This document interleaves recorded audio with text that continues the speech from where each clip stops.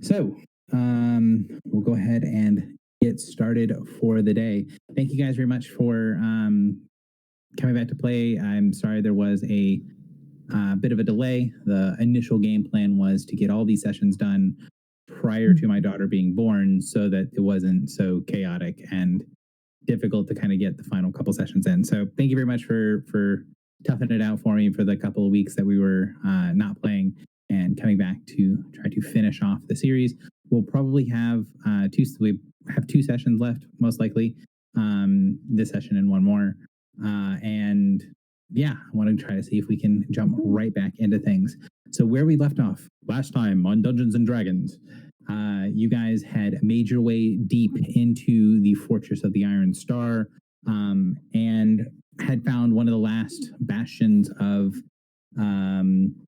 the parasitic creatures that have these strange psionically shared abilities, and you were able to take out one of them that was protecting this still intact section of the vaults deep down below.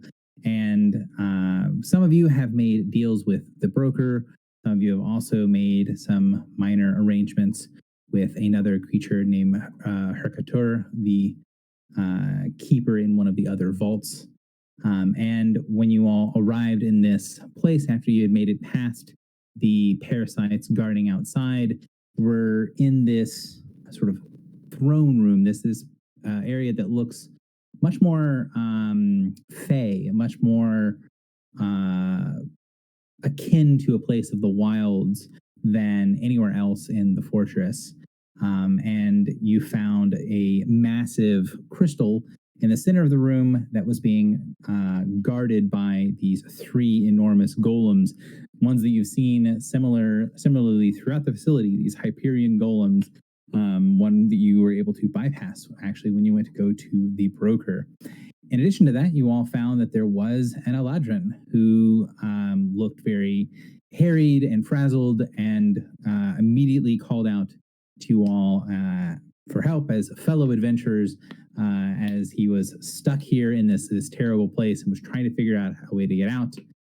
However, bits of his story rang false very quickly, and using the trick that you guys got and have used several times to different effects from your satyr friend at the very beginning of the adventure, you were able to get the creature Dalsath to say his name, and on the third repetition of his name being invoked, part of him slid away and formed this creature around him, a sheaf of flesh and strange, like living clothing wrapping around him and turning to attack you. So again, I know it's been a little bit of a break since last time. So does anyone have any questions for me before we just kind of jump right into the thick of things? Is this still intended to be the last session? Second to last, probably. This is probably going to be the second to last session. All right. What's going to happen to LeBron tonight? So what I'm going to do is I've adjusted the combat down very slightly for him not being here. And if you guys do have any other encounters, I will also adjust them down. However, since he is in such a pivotal position, being the only person that has sort of leader powers, what I'm going to do is have him use at wills. And if anyone goes unconscious, he will use his inspiring word on them. So he's basically been NPCized. So I've turned him into an NPC, and I've adjusted the encounter down slightly to accommodate for the fact that you do not have a fifth real player and are basically four-manning this. I see. I would normally just kind of take him off, but since they're the only leader, since it's the only leader and the only person with like leader powers, it seemed a little it would have an outsized impact than just removing one character from the group. Yeah. So you said at the start session that for the final battle we'd hit level 9. Is that still the case? That is the case. So at the end of this session will be the last session at level 8. You guys will level to 9, and the final session will be level 9 session. As a heads up, I will not be available next week, but I should be available the week after. If you guys end up playing without me, that's fine. But just as a heads up, yeah, I would prefer being here for the last session, obviously. But as a heads up, I will not be available next week. Yeah, I wouldn't mind delaying another week, but obviously scheduling is hell. Yeah. Well, So however it works out, it works out. Mm-hmm. We'll try to figure out scheduling stuff at the end of session today Cool. or between sessions. I'll get something posted so people have. Again, I had initially been like, hey, try to make it every session, but since I had to miss a session and then my daughter was born, things have been very much delayed. I will try to work with people so that we can finish off with as many people as possible. Yes. Cool. All right, let's roll initiative. Sounds good to me. Oh, do I know anything about this Haster creature thing? Voice of the Void. The You Voice of the do Void. Okay. Oh, do we still get the +2 to initiative from LeBron? Because that will probably matter for everybody. Cool. Wow. The Hyperion Golems have very similar rolls. All similarly bad rolls. I love how I crit. That's a great place to crit. He does not have initiative on his token. Because why would you do? Easy. Is there like a general start area on the map? Because I wasn't able to. It was a little awkward last time because I was on my phone, so I don't think I moved myself. Or I'm fine where I'm at in the worst case. Yeah, just making sure. So the start area is going to be here. Cool, thank you. On that central walk path. So the green box, I'll leave it up for a little while if you guys want to move to where you think you would be. Also, it's a +3 to initiative from LeBron. Not +2. Thank you. Okay, and it did not give me. Can you give me the chart of my initiative roll? Because that's too good initiative roll for me to ignore.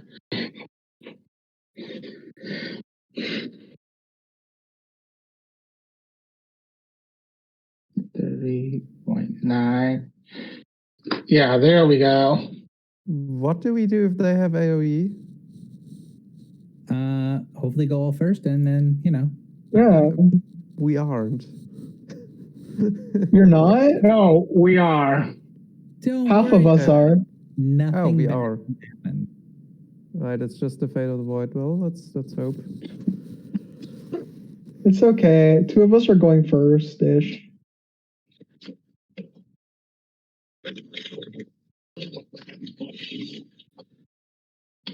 All right. So it begins. Margot, you are up first. Okay. I don't want to do this. Okay. So I believe what I'm going to do is I'm going to use the move action for, where is it? Shadow Jaunt. Oh, there's only 3 squares. That's less good than I thought, but it should do fine.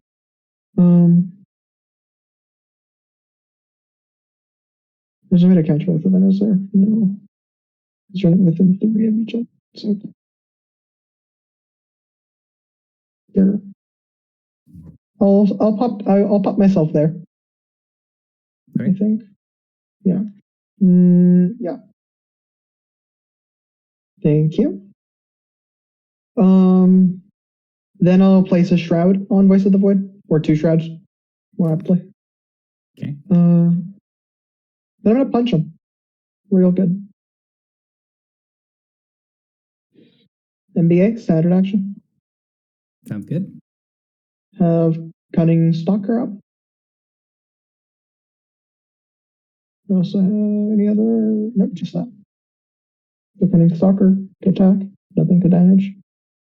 If this hits, I'll do some other stuff, but ooh, this is probably a miss. 21 versus reflex.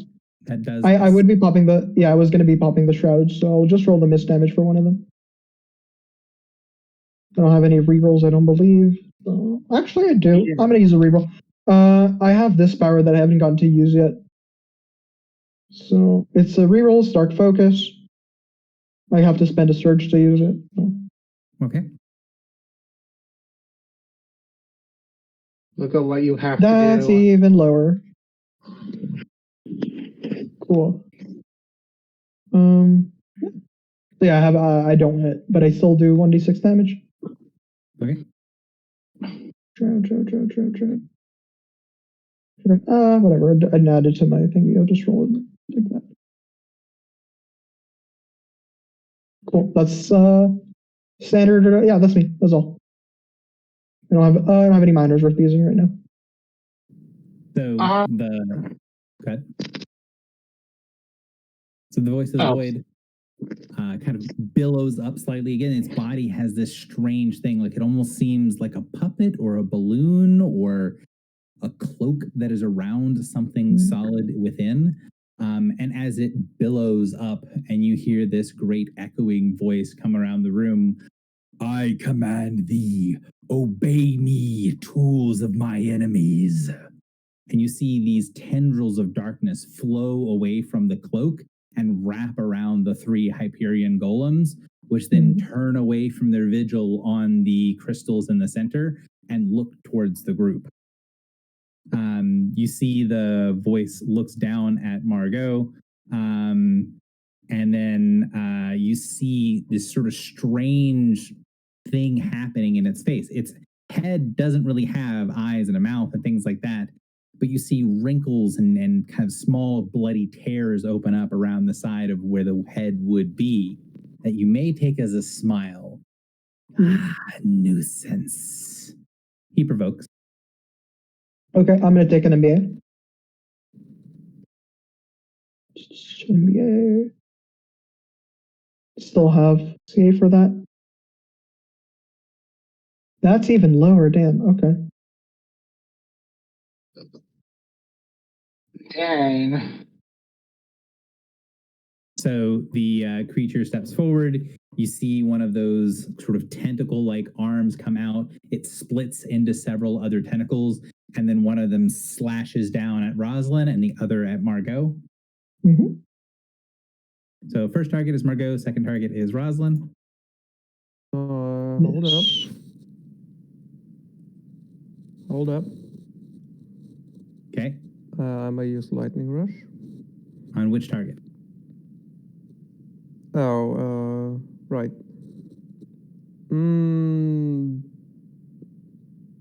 Probably Margot, if that's fine. It missed. It rolled a 1 on Margot. You wouldn't have known that when using the power, though, I don't think. But yeah. I assume we're going to reroll.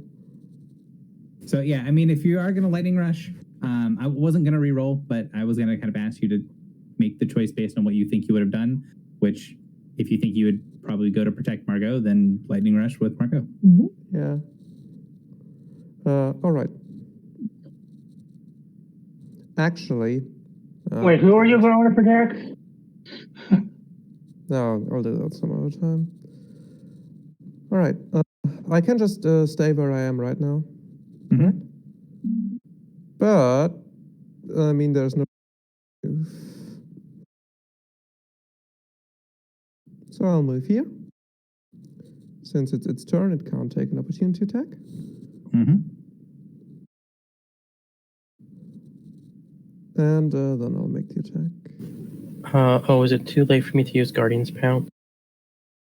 It's an immediate interrupt, so sure. I think Guardian's Mouth is an interrupt, so you can use that as well. Ooh. We're not rolling well tonight. Great start. I roll for malfunction.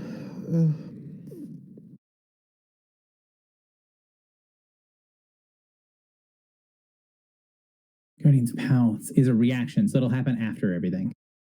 Oh, it enters a square adjacent to an ally within a creature view. That's right. So it would have been when it moved in. Sure.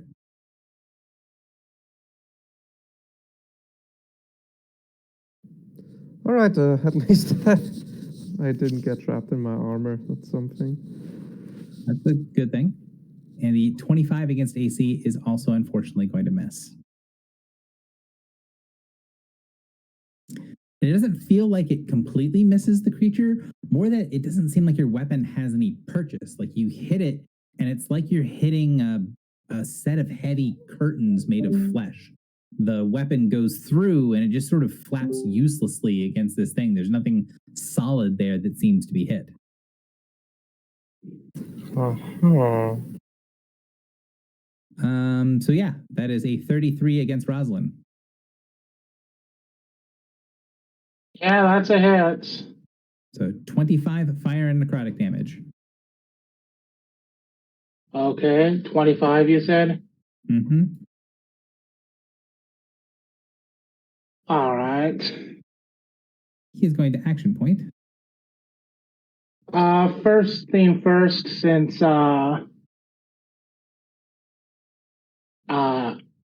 he hit me, I'm going to react myself. Okay. Where is that macro?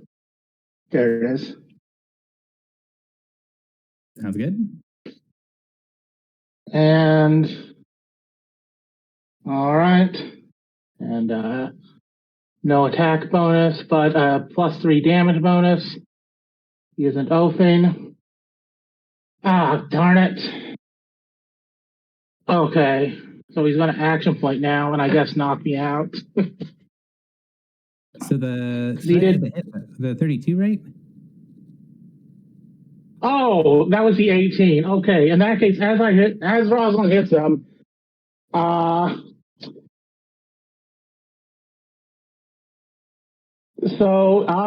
he does suddenly mushrooms sprout around him, and he is now vulnerable 5 radiant. Go the end of Rosalind's next turn. Okay. And then she is going to shift here but not move him. Okay.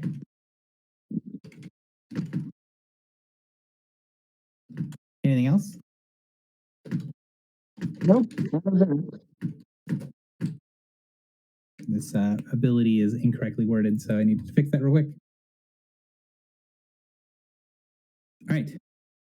Done with reactions to people being punched.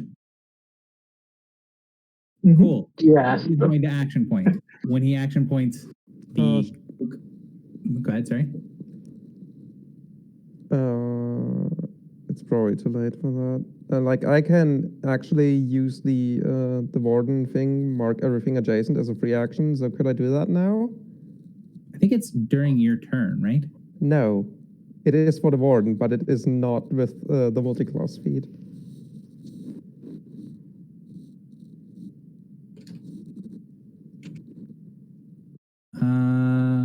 What?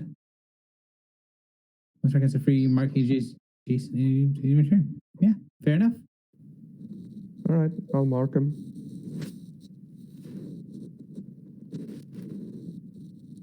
Marked. All right, anything else? No. All right. He raises his hands and he spends an action point. When he does so, the cloak billows up and this bubbling darkness flows out of him.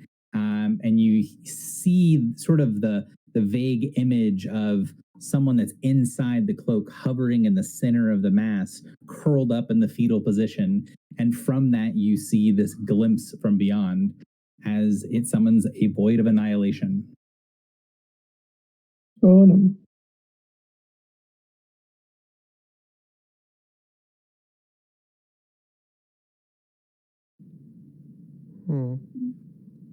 Does this block tremor sense?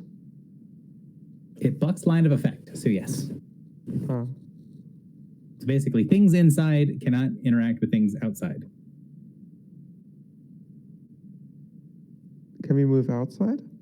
Mm-hmm. It doesn't stop you from moving. Okay. I wasn't sure if moving required line of effect. It does not. There are some powers that would require that, but normal movement, like just walking, does not do so. Okay. And let's see. What did he actually want to do with this action? Does he blow up the thing on his face? I think that's probably the answer. Let's see. Is he a mad lad? Does this hit himself? It does hit himself. He is a mad lad. He's going to drop this area 2 on his face. Of course. So it's going to be, that's the origin square. hmm So it gets everybody. So Wait, does Except this trigger LeBron. opportunity attacks? including him. Yeah, if you have an 08 to spend, you can definitely do so. So I everybody have an except 08 to me. spend. I do have an 08 to spend. Go. hmm I'm the only one that can't take an 08 here. Yep, swing at him.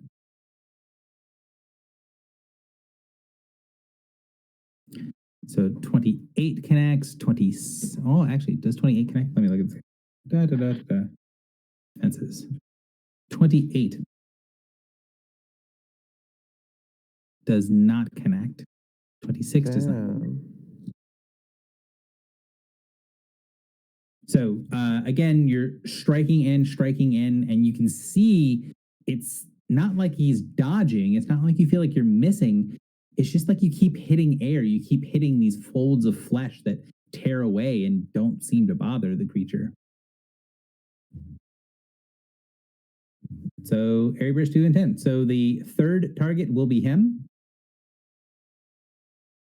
And I might have to roll it more than once. I will definitely have to roll it more than once. So use the first damage.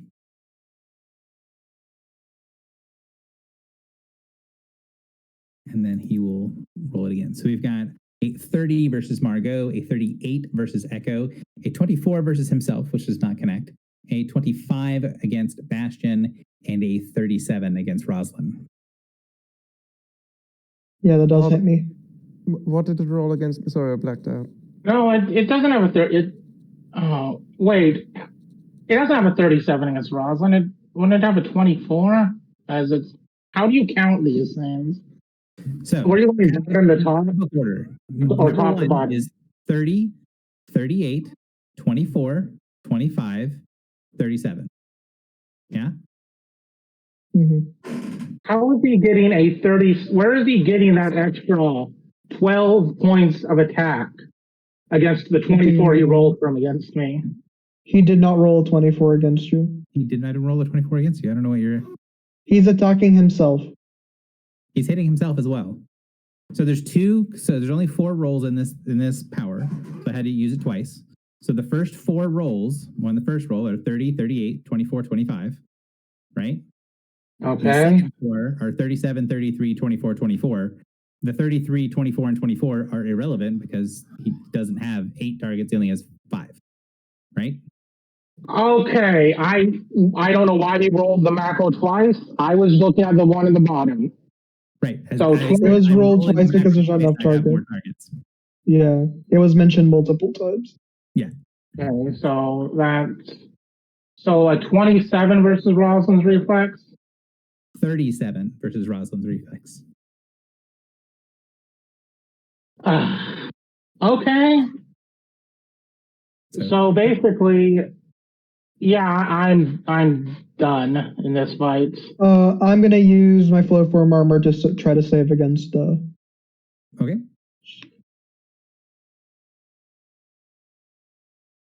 saving through macro. Nope. Okay. I am weakened. Roslyn, it is your turn.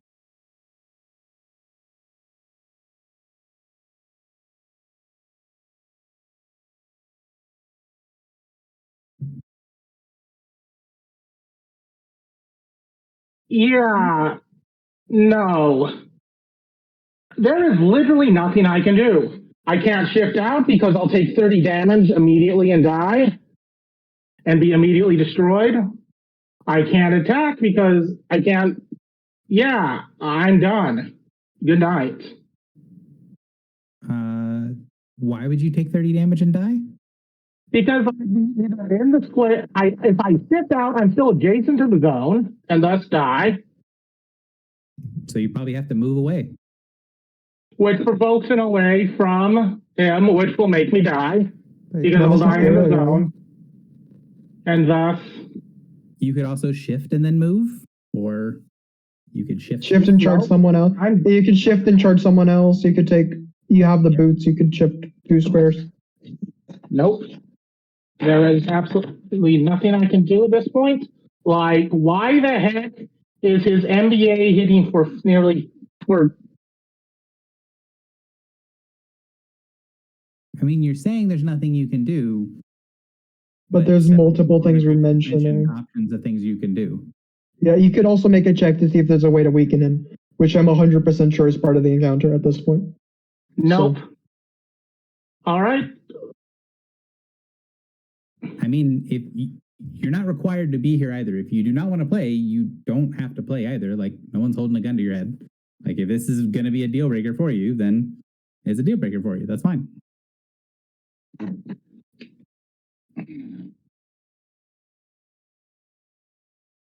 You know what? Okay, let's try this. She is going to oath him Okay. and then hit him with avenging shackles. Okay. And let's see here. No attack bonus. Damage 1, 2, 3. Yeah, that is that's a 8 plus 8 damage.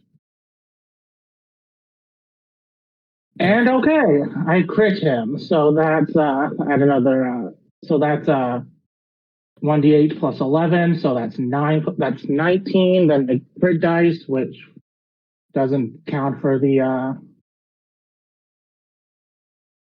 second half of the macro for some reason. 27 plus 12 is 39 points of radiant damage. Yep. And then, yeah, she is going to boot to the fencing master, 2 back. Okay. And okay. Though if his own does block line of sight, he can't see us either, right? Correct. Okay. So yeah, there is dark steam coming from her. She bursts out. So all right. I suppose that is everything she can do right now. For the record, it is line of sight and line of effects. He can't even like use abilities outside of the zone without leaving it. And he is slowed now. Since he was hit by Avenging Shackles. And the slow is next turn. Okay. I don't know why the HP bar is broken. But you should just be able to type in like plus or minus then the number and hit enter and it should work. I did, Roll but it 20's didn't. Yeah, Okay. Roll20's updates have been really janky. So I don't know.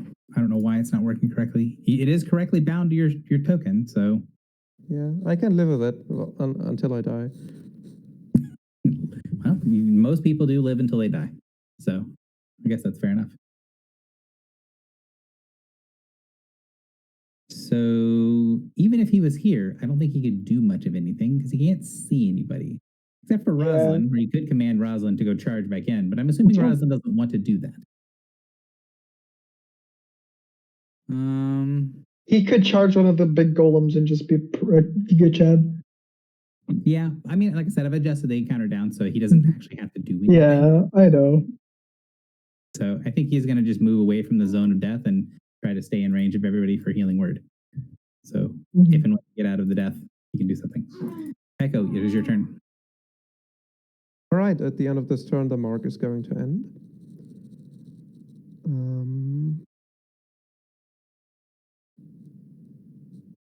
Wait, what? Why did you move? Just to remove the area. Question I had is, what's the terrain like here? Like, are there any special terrain features? The floor seems like it is made out of glass and could potentially be broken. Yeah. Sorry, I was muted. So the floor actually does appear to be made out of some sort of ice. It's not slippery at all. Like your body, your feet do have purchase on it. But the floor, most of it is made of ice with these crystals sort of sticking through it and anchoring the ice. Right, and the explosion did do fire damage, which didn't do anything to the floor? It didn't seem to bother things. You can see the spots where the ice did melt a little bit, but it froze back over immediately. I see. All right. I think we kind of need to keep this thing occupied. So...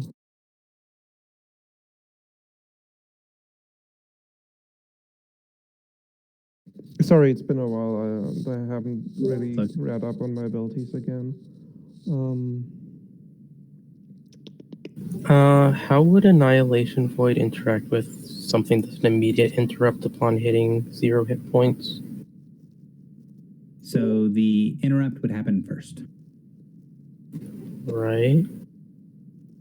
So if you get, let's say you've got 5 hit points, you get hit for 30 from the zone. If you heal for 1 hit point, the interrupt will happen and trigger. You'll go to 1 hit point and you won't be destroyed. Good to know, because I do have something that does that. Yeah, I'll just try and deal with this guy. All right. First and foremost, I'm going to use Conductive Defense, augmented by 2 points.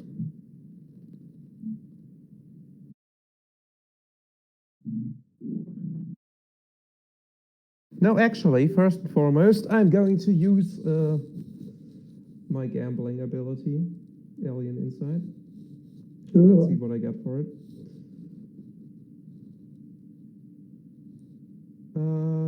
Oh, nice. There you That's go. amazing. All right, cool. Ooh. Good start.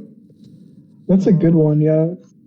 I mean, if you roll good. Mhm. It's a daily too. Yeah. All right, that's number 1. Then, as a minor action, I will place my Battle Mind's Demand on the Voice of the Void in front of me, so it's just Okay. going to be done. And then I will use my Aspect of Elevated Harmony daily.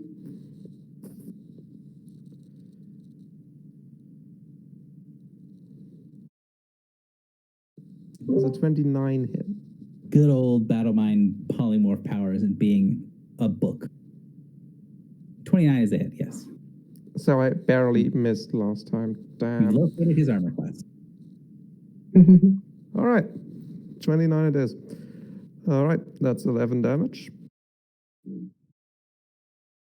11 damage and some other stuff. Hold on, I regain hit points. I will do that later. And I will then use Conductive Defense. Is there an action point in here somewhere, I assume? Yes, of course. Oh, do I get any action points effects from LeBron, or do I not because they can't Oh, see yeah, me, they or do they're have an that. NPC? Well, I mean, you I would think you have- normally, but you can't see or hear him. So Right, so I get nothing. unfortunately, yeah. Sad. All right. Yeah, I will augment to it, and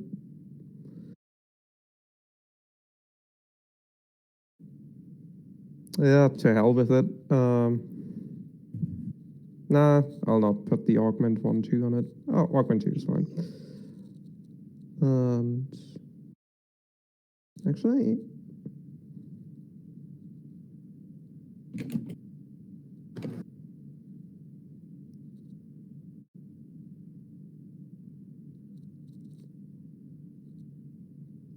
I just augment 0 it, but I use the polymorph augment 1 on it. All right, that's it. So you can those stumps and do some extra damage. That's smart. Yes. That extra damage might come in clutch. Oh, Oh, and that's you a crit. put it. Nice. See, you just crit, and that always hits. Like, this is a Mhm. solution. It to your just problem. works. It just works. I love that. All right, because I use the polymorph power, it'll take extra damage equal to my 3 extra damage. 3 extra damage. Okay. 23, Yes. hell yeah. I assume there's nothing special that happens when I crit. If there is, I'm sorry, I should have read up on It's okay. it. Yes. All right, and I do gain temporary hit points and I heal, which I will do now, but I believe that concludes my turn. Okay. And you'll take the 30 from the void. Yes. Yes. Those temps are gonna come in a lot of handy right now. Bastion, you are up.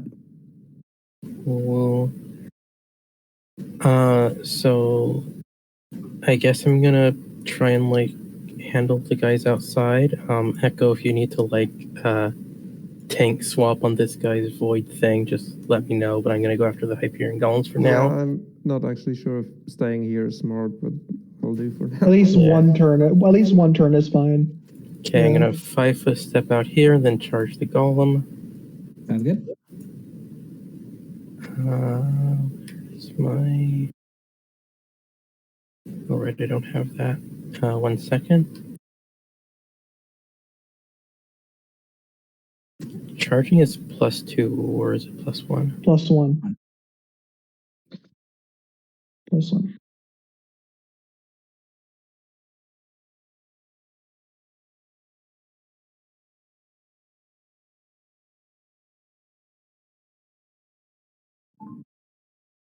Damn it, I was weakened. I did half damage on all that.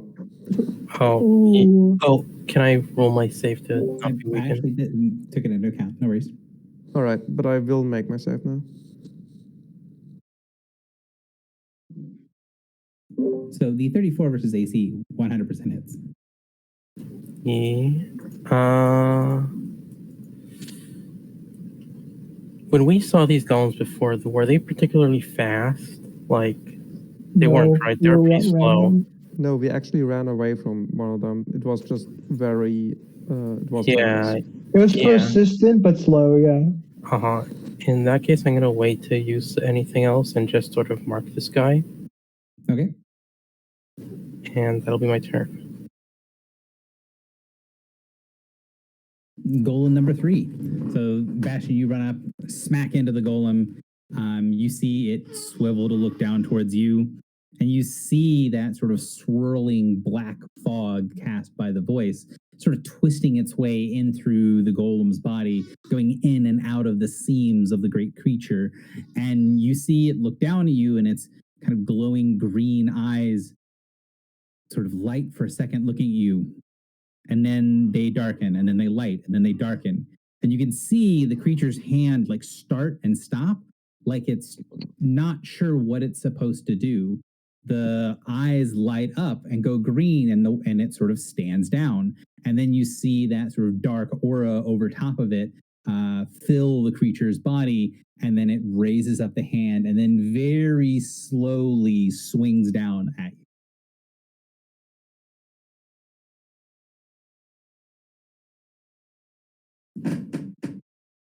24 AC. I'm pretty sure 24 AC misses. Yep. So it swings, and you get the impression that this thing is acting a lot weirder than the one you've seen before. You've seen what one of these creatures normally acts like. It's being very indecisive. When you saw the golem in the hallway, when it was on patrol, when it was attacking things, there was no decision making that you saw happening. It was just doing a thing. Indecisive is not something that even would enter your mind when looking at this thing. This one, however, it is indecisive. Or rather, it looks like it has two different versions of commands that it's going for. One saying to attack you and one saying to leave you be. If you work at it, you might be able to convince the golem to do one or the other. Uh-huh. Oh. These are all labeled the Golem 3. I should fix that. Oh. There are 3 Golem 3s.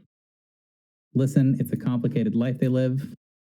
All right, so I'll have to fix that slightly, but whatever. They'll go in the correct order next time. So this one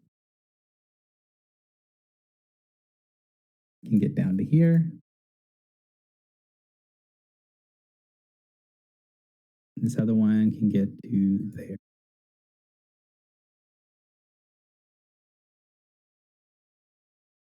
Margot, you're up. Okay.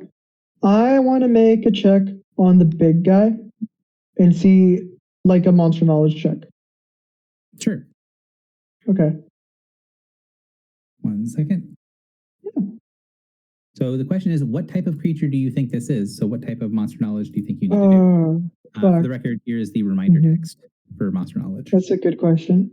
Yeah, it'd probably be an aberrant, which isn't great, but I think it's an aberrant. Okay. Mhm. So sorry, It's my everyone's lowest still one. a little different, and it's just wisdom. Well, I don't even. Yeah, it's know just what that wisdom. is. It would just be wisdom. Yeah. The DM had forgot what stat is with dungeoneering. All right. Yeah. So looking at this thing, it doesn't really seem like a creature at all. Okay. It does kind of present like a creature, but it looks more like an effect of a spell or an ability or Okay. a construct of some kind. And you don't know how long it's going to last, but you're pretty certain that this isn't permanent. This is some sort of like temporary empowerment that this thing has. Okay. Margot's gonna call. Oh, she can't. She's gonna tell Eco. I don't think you can hear them because there's no line of effect in here, right? Correct. Yeah. Okay. That's interesting. She's gonna tell the others in a moment, but before that, she's going to use. I believe it's called Charming Gaze. Charming Gaze on them. Actually, one second. Let me double check. Mhm. So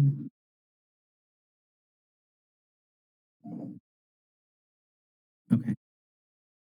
Hmm. All right, go ahead. Keep going. All right. So Yeah. charming, you say your next turn. Target can't make it opportunities. Cool. Sounds good. Yeah. Would have been good to have used that earlier, but I will move up here. No, that's close to that one. I'll move up here. And then there. And then I'll charge the one that our good friend Bastion is already wailing on. So I'll charge there. Sounds good. NBA. Pulse on to attack. Extra d6 damage from my horned helm. This will be half because I am still weakened. So 22 reflex, which does connect with them, and Okay. 11 points of damage. Yeah. I guess I'll push someone to the right if that's okay. Is that a legal push? Okay. It is. And yeah, perfect. And that will be the end of my turn, I believe. I'll make a save and then So you see the voice of the void. It billows up. It goes and sort of flows towards Echo. Mhm. And as it goes to try to strike down at Echo, you hear, actually, Echo, you're the only one that hears this terrible ripping sound as the cloak, this sort of fleshy exterior, this billowing cape of darkness around Dalsath rips apart as it attempts to do one final parting shot as it fades away. So it's only got one target, so it's going to be one shot on you. It's a 36 versus your fortitude, which I believe connects for 24 fire and necrotic. Yeah, it's a 36 versus my fortitude. Yes. Probably hits, yeah. Where to go? I suppose that with my hurrying step, I cannot follow? It fell apart. So Dalsath had created this sort of shroud around itself, this exoskeleton of weird fleshiness, and as it goes and strikes down against you, the arms go limp, the tentacles fall flat, and the whole thing disintegrates in this aura of annihilation, and a prone body of Dalsath kind of lands out, and he's holding onto the ground, breathing heavily, looking around confused. Right, but I don't get to blurred step after them because the transformation isn't movement. Correct. Okay. So this is the fact. So basically, the voice of the void died. Does that mean I got my health back? Yes. Okay, good. All right, so yeah, everybody's planting steep and dark steam is coming off her. She's Roslyn, I can't understand you. it sounds like you're underwater. Yeah. Oh, geez. Let me do check and we see if it works again.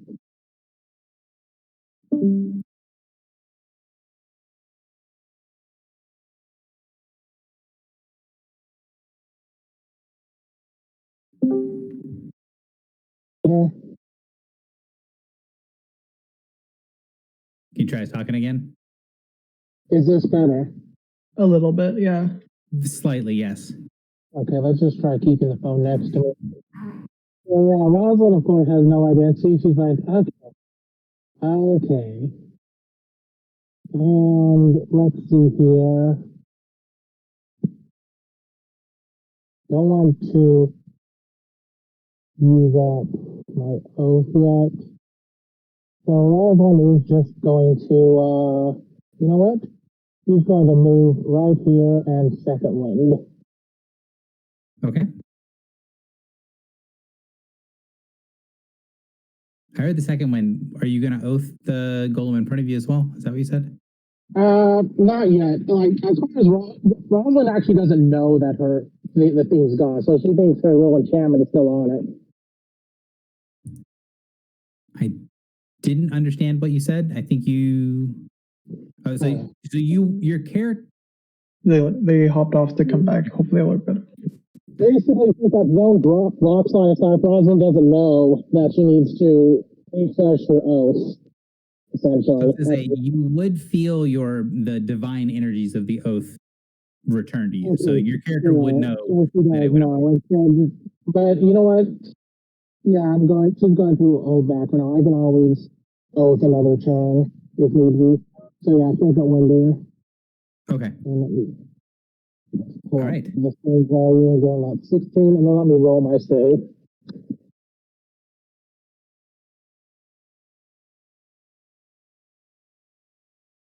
Alright, she isn't weakened anymore. He's going to move up to there and then to there so he can stay in range of everybody. So go to there. Yep. All right. And is going to. Well, Margot is not in position to be able to be granted an attack. Neither is Rosalind. So that means Bastion, you get a directed strike. So swing with your melee basic at golem number 3. You get a +2 to damage. Or no, intelligence modifier. Hang on. This is not the correct one. Where is. He has them wrong.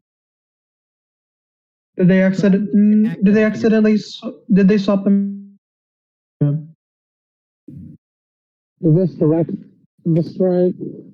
I think he Is it a poorly standard copy pasted Mm-hmm. because I'm. He's range 5. Okay. Yeah, Retrofight's range 5 and doesn't have a bonus. Commander Strike is the one that's melee weapon and gives a bonus to attack to the intelligent mod. I think the issue here is the name. They got the name wrong. Yeah, no, he has the. Just go ahead and make your MBA, Bastion. You don't have a bonus to hit or damage. He just bad at copy pasta. Oh, okay.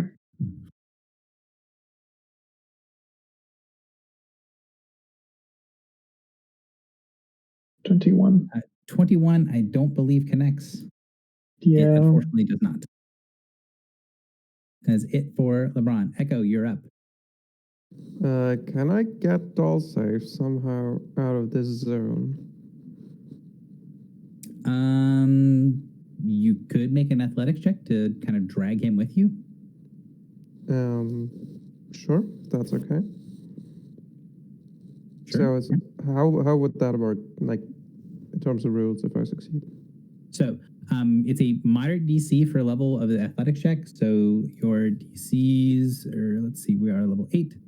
So that's gonna be, so if you get a DC 16 athletic check, you'd be able to grab him and drag him at full speed. If you get a 12, then you'd be moving at half speed. All right, so I get to move my speed and then pull him out of the zone, and the pull works even though there's no line of effect. Good. Because that would make sense. Yeah, I'll yank him make through the a skill barrier. check.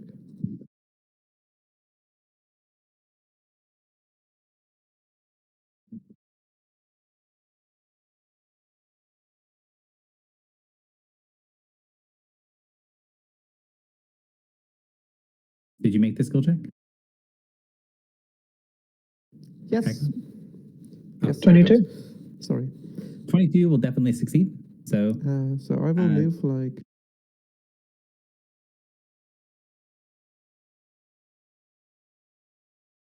Here? All right. And so he'd go to adjacent spot like there. Sure.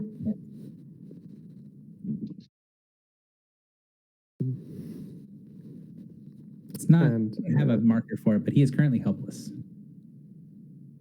Good to know. And Echo tells Margot that she forgot something. Look at that. Very still. Right. How many actions do I have left? That was a movement action, so So I do minor have a and standard action left. Mhm. Yeah, I'll just lodestone there the Hyperion Golem. The number 1. Okay. Does it still look like they're under the control of whatever that thing was, or? It does. It looks like they're Okay. still sort of in that conflicted. Oh, and I used the augment one from the aspect. So 23 will definitely connect. 9 damage. Oh. All right. Any marking or anything else going on with the minor action there, sir? No, I've already used my minor action to gain a +2 bonus to speed, so that's why I moved to 7 and not 5. Gotcha. All right. Bastion, you are up. Yeah.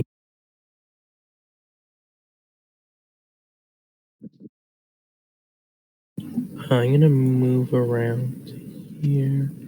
1, 2, 3, 4, 5, 6. Provoking opportunity if he wants to. He will definitely do so. And 31, I believe, hits. Oof. Yeah.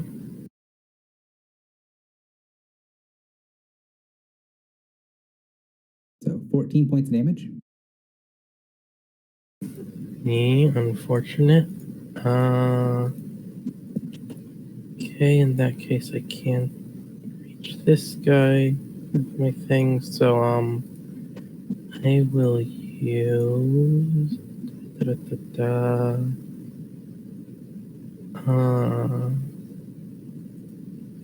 this one just in case I'm gonna take a lot of damage soon. Critical Crit it. Nice.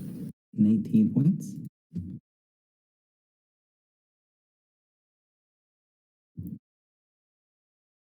Anything else? I'm gonna refresh my mark. I don't think I really have anything else I want to use right now. All right. Sounds good. So Dalsath, he kind of pushes Echo away, and then he kind of looks around confused for a moment. You can see that sort of aura of darkness around him sort of fading and disintegrating away. Mhm. And then as he sort of furiously looks this way and that, he kind of mutters under his breath, I gave so much. I deserve more. Your blood will give me more.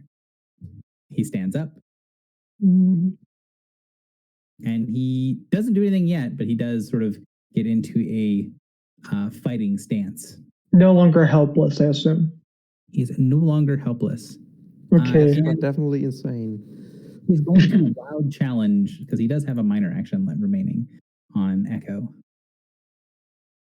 Ooh, what does that one do?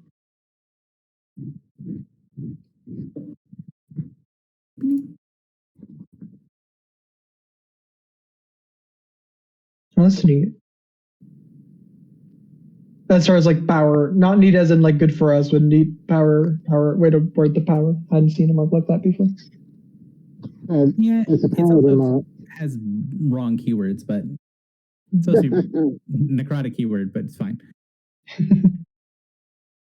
The original power is radiant, so Mhm. it has the incorrect keyword. But that's his turn. Right. Golem number 2.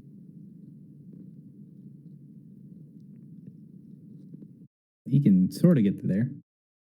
let's see. Oh, wrong thing. 1, 2, 3, 4. 1, 2, 3.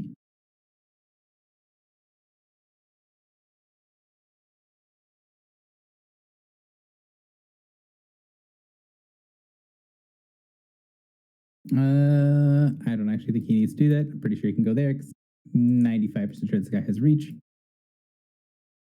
He does indeed. 18 versus AC on Rosalind is definitely not going to get the job done, though. No, it's not.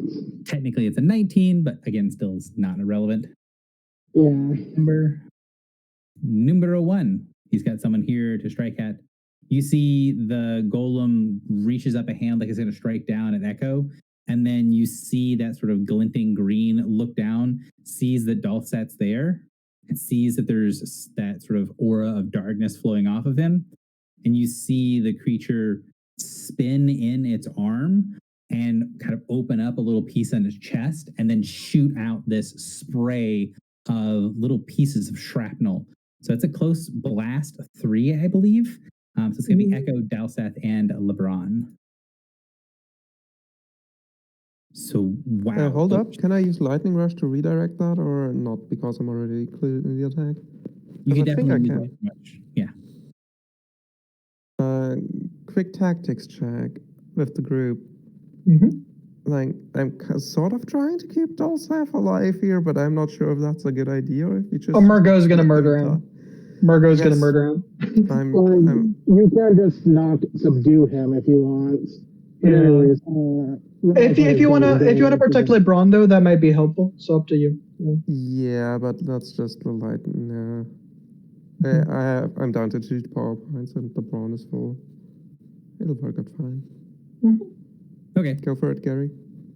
So the spray has been out. So it's 12 on you, 19 on Dulcet, and 25 on LeBron, which I believe hits only LeBron. So LeBron is immobilized with this stinging. It's painful, but not damaging, as all these little shreds, pieces of shrapnel latch onto you and kind of latch him onto the floor. And you see the metal that is holding LeBron to the floor is creating these weird little sizzling spots on the ground where it touches the ice. So that is the Golem's minor action, and then it is going to take a standard action to swipe at Echo. 22 AC on Echo. No. All right, that's it for that Golem. Golem 3. Bastion is right there. Bastion is grabbed. He would like to continue, doing other things. So step 1 is going to be to take Bastion and add him to the collection. Oh no, not the collection. Versus your reflex, Bastion. I believe it hits. So the golem had grabbed you, picks you up, and impales you on one of the spikes on his body. So 33 points of damage. Ooh.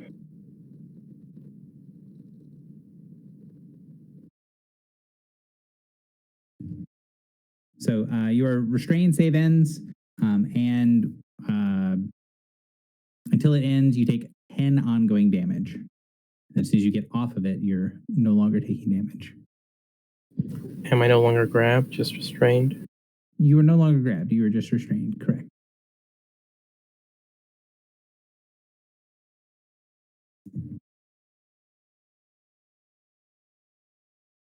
And that was standard action. Golem.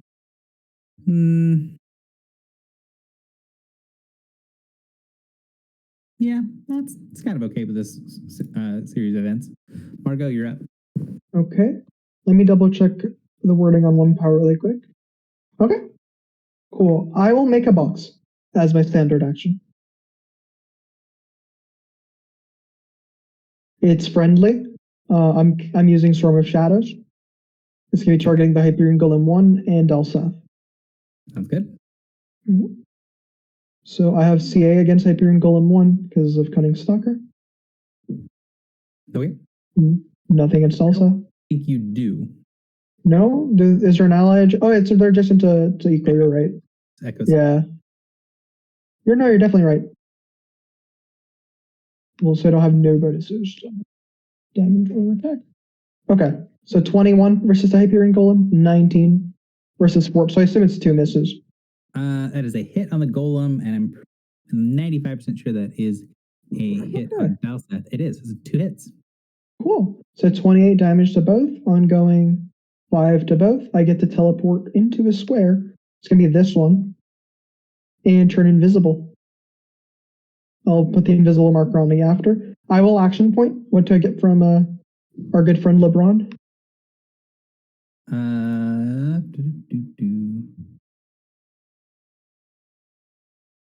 Is this it? No.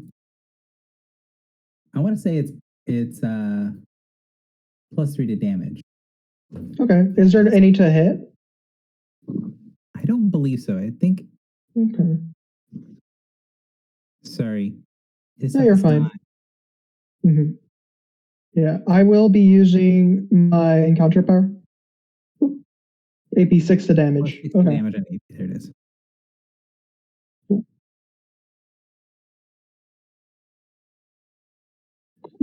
So I will lose a surge to do this. So that I can attack both Hyperion Golem and Dalseth with Furious Assault, I believe it's called. I have combat advantage because I'm invisible. Okay. And a +6 to damage. Oh, I will Shroud Dalseth before using this attack, and I am definitely using up the shrouds. Sounds good. Let's do D6. Oh, that's a 29 versus a golem and a 23 versus Dalseth. You do know you have combat advantage? That is included. So Yeah, but thank you for 29 versus a golem. Is it a double attack, or you use each one? Yeah. It's 1 for the golem, 1 for Dalseth. Yes. So Gotcha. 29 for yeah. Sorry. It targets see two the different first people. keyword in there. So Oh, gotcha. So yeah, so 29 on the golem hits, 23 reflex on Dalseth. I don't think it does. I'm wrong. It does, cool. So 47 damage versus Dalseth. I am going to also pop Essence of Death for Dalseth, so a little bit more. What's the total? Still going to roll that. Give me a second. Essence of Death. There'll be 57 total. Rolled 57 well. total. Yeah, and I take 0 necrotic damage. Yes. Then I will Bloodied. Yeah, I will shift 1 square, and I will roll stealth check while adjacent to them to hide. Should I roll or? Because I guess You have to make a movement action that doesn't involve attacking in order for you to make a stealth check to become hit. yeah, I use my move action to shift. Okay, then one check. Cool. 37. Cool. I am gone. You are, Madam, not appearing in this combat. Yeah, that's me. End of turn. Rosalind, you're up. Alright, so so I don't care if this thing has starting reach because Rosalind is just gone. She's just away from him. She slips away. 1, 2, 3, 4, 5. And then she goes, there you are. I guess she'll just all bark, no bite. So she oaths him. And then she charges him. Charging into a flank with fear. 3 hours of here. He is, it's a +3 hit, +3 damage. And since he's off, I rolled twice. I can only kind of understand you. I'm going to assume that your buttons you click will make things make sense for me. So I believe you oathed him, which means, the 32 hits regardless. 23 damage is a solid hit on him. And then I make him vulnerable 5 radiant until the end of our next turn. Sounds good. I bought 10 of these, and it's the second last encounter, so it's time to start using the elixirs. I didn't get any of that. But if you do have things to say, could you try to type them? Just because if I need to understand what you're saying, I can't.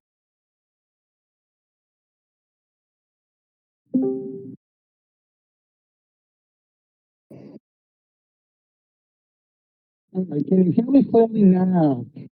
No. No. What is going on with that? It sounds like either like the input maybe on your mic might have gotten loose, or that that your computer is like has like a line in or something. Like it's like throttling your voice, so it's suppressed background noise. It doesn't sound like something's wrong with your internet connection. It sounds like something is wrong with the input from your mic. Because you're not choppy at all. Like, it's not unclear. It's just super low and suppressed and sort of like background noise. So, nobody is unconscious, but Echo looks pretty beat up, doesn't she? Yeah.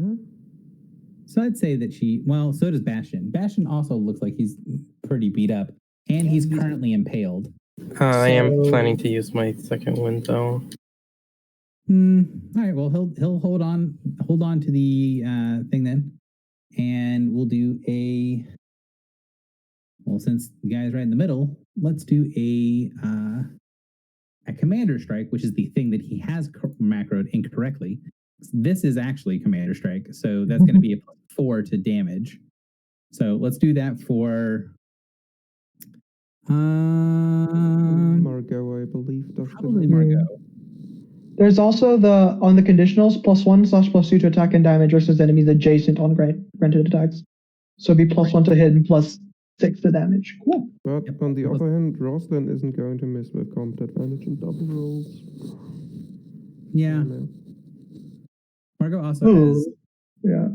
That's with my CA too. 19 versus reflex, which probably misses, but 19 reflex, I do believe, does miss, unfortunately. yeah, that's sad. Would have been good damage. And yeah, since that's what's going on, he's gonna take a step back, not get too close to that zone of craziness, and then Echo, it is your turn. All right.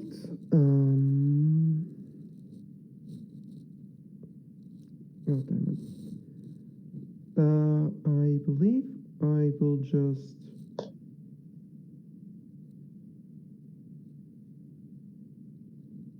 Yeah, I'll just use Battle Mind's Demand. The Hyperion Golem. And I do take damage when I don't attack them, so second wind isn't really an option. Okay. So, to hell with it. I'll mark Hyperion Golem and Dolstaff, actually. Okay. So spending 1 power point, I spent my last power point to use my aspect augment on a conductive defense, which I will place on Dolstaff.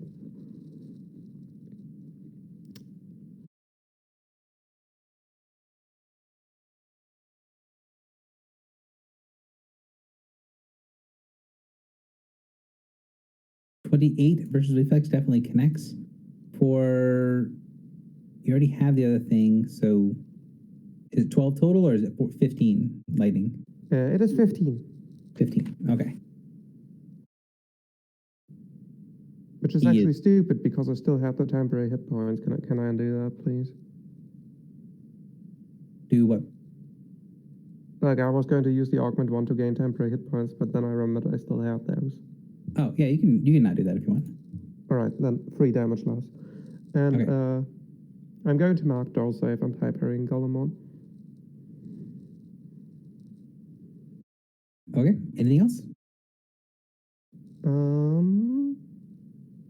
I do still have a move action, so I'll just shift 1.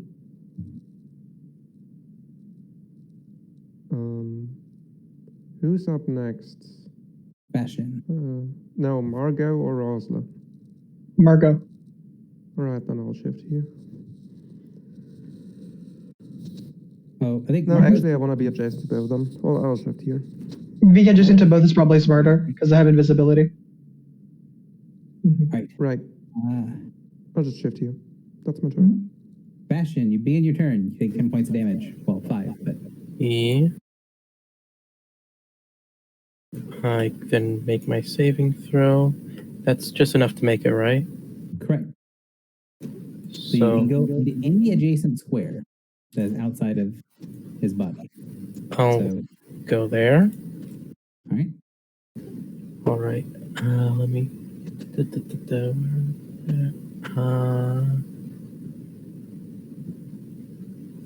Oh, there it is. Warforged Resolve.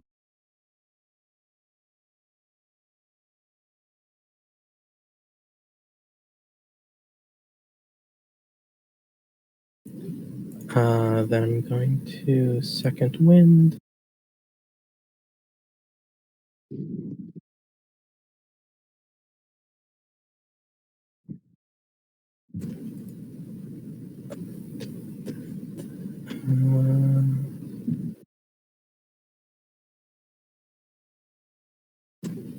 And then I'm going to action point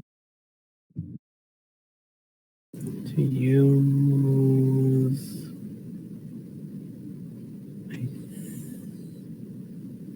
Wait. Oh, this one.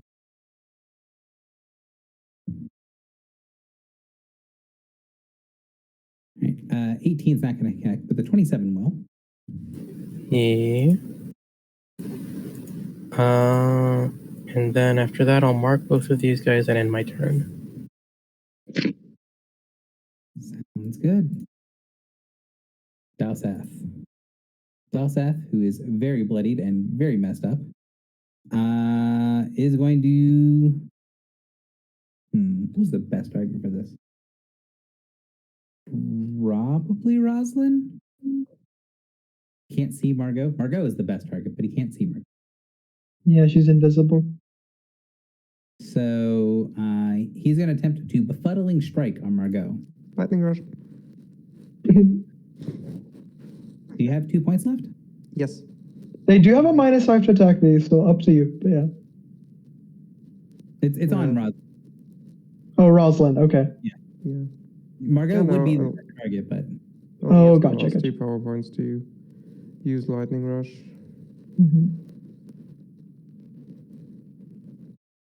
go ahead. Rush happens first. 22 against AC does hit on. Oh. Okay. So 15 points of damage, and you become the target of the befuddle. Right.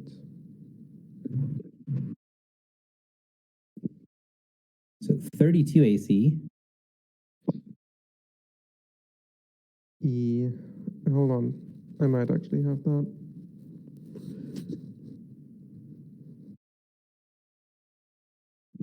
Oh, hopefully it misses. I'm maybe there's a way to No, make no, that. no, no. No, that hits. 21. I am at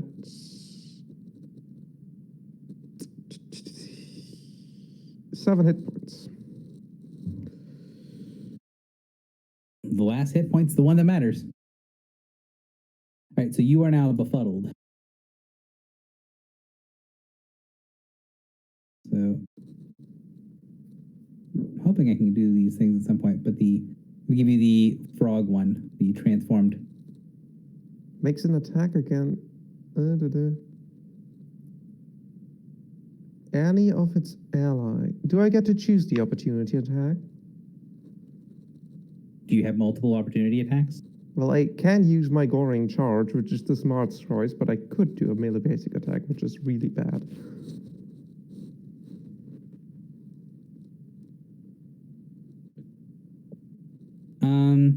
I'm mostly asking for how the power is intended. So, like, the power is intended that you use whatever your reasonable, like whatever you would normally use for opportunity. All right, attack. I'll use the Goring Charge then. So he's going to action point. And he's going to use Mad Dance. He's what? The button doesn't work. Well, let me open it up. There's no reason that button shouldn't work. Let's copy paste that into chat. There's Mad Dance. I don't know why that's not functioning correctly. So he is going to dance around and make it swing against. As he shifts next to me, he triggers battle awareness, and thus I attack him. Can I teleport? And so here we go. And so he was still adjacent to one ally, and wasn't flank him anymore. But here we go. 26 definitely connects. All right, then. And then I'm going to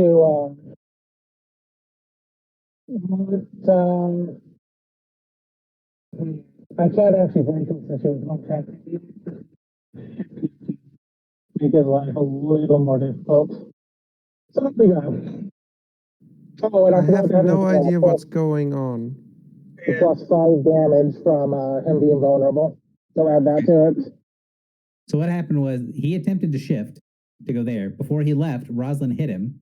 Rosalind hit him with a power that allows her to shift to here and then forces him to go to there.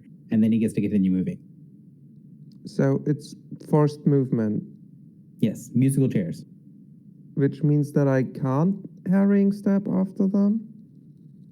That one square was force movement. He's going to keep moving. So I can harrying step after them? Yes. For that step. Alright.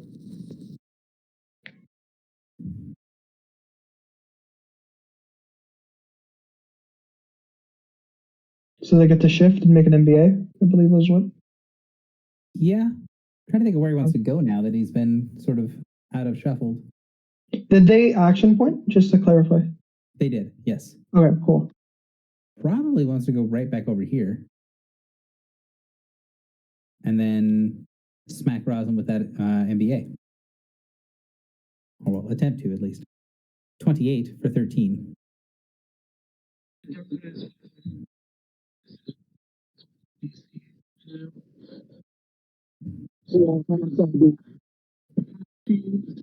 And then the boots. So that just barely misses.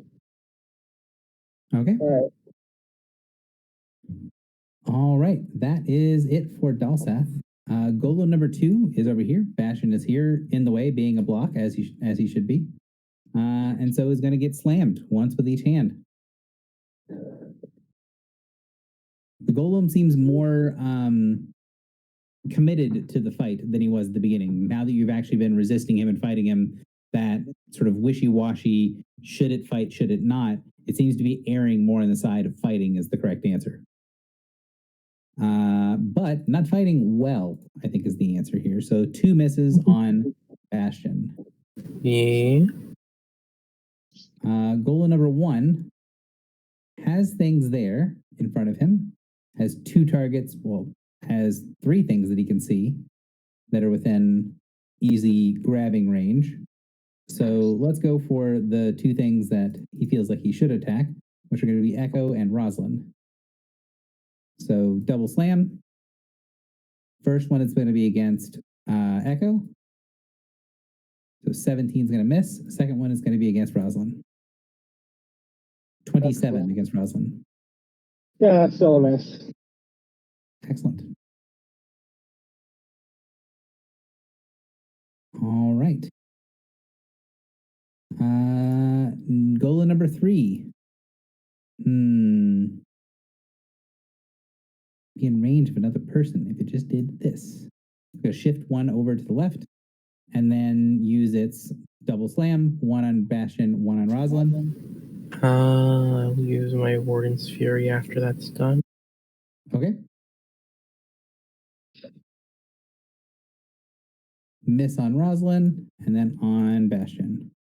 Miss on Bastion. The golems cannot roll very well. Well, actually, one of them rolled really well. It's just Rosalind's defenses were very high. Wait, but it did include Bastion as a target? It did include you as a target, Bastion. Yeah. What did it roll? 16.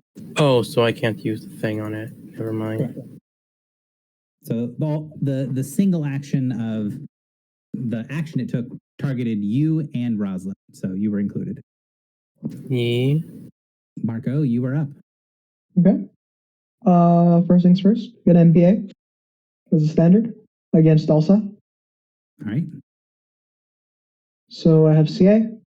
They're Yeah. bloodied, so I have a +1 to damage from a key focus expertise. All right.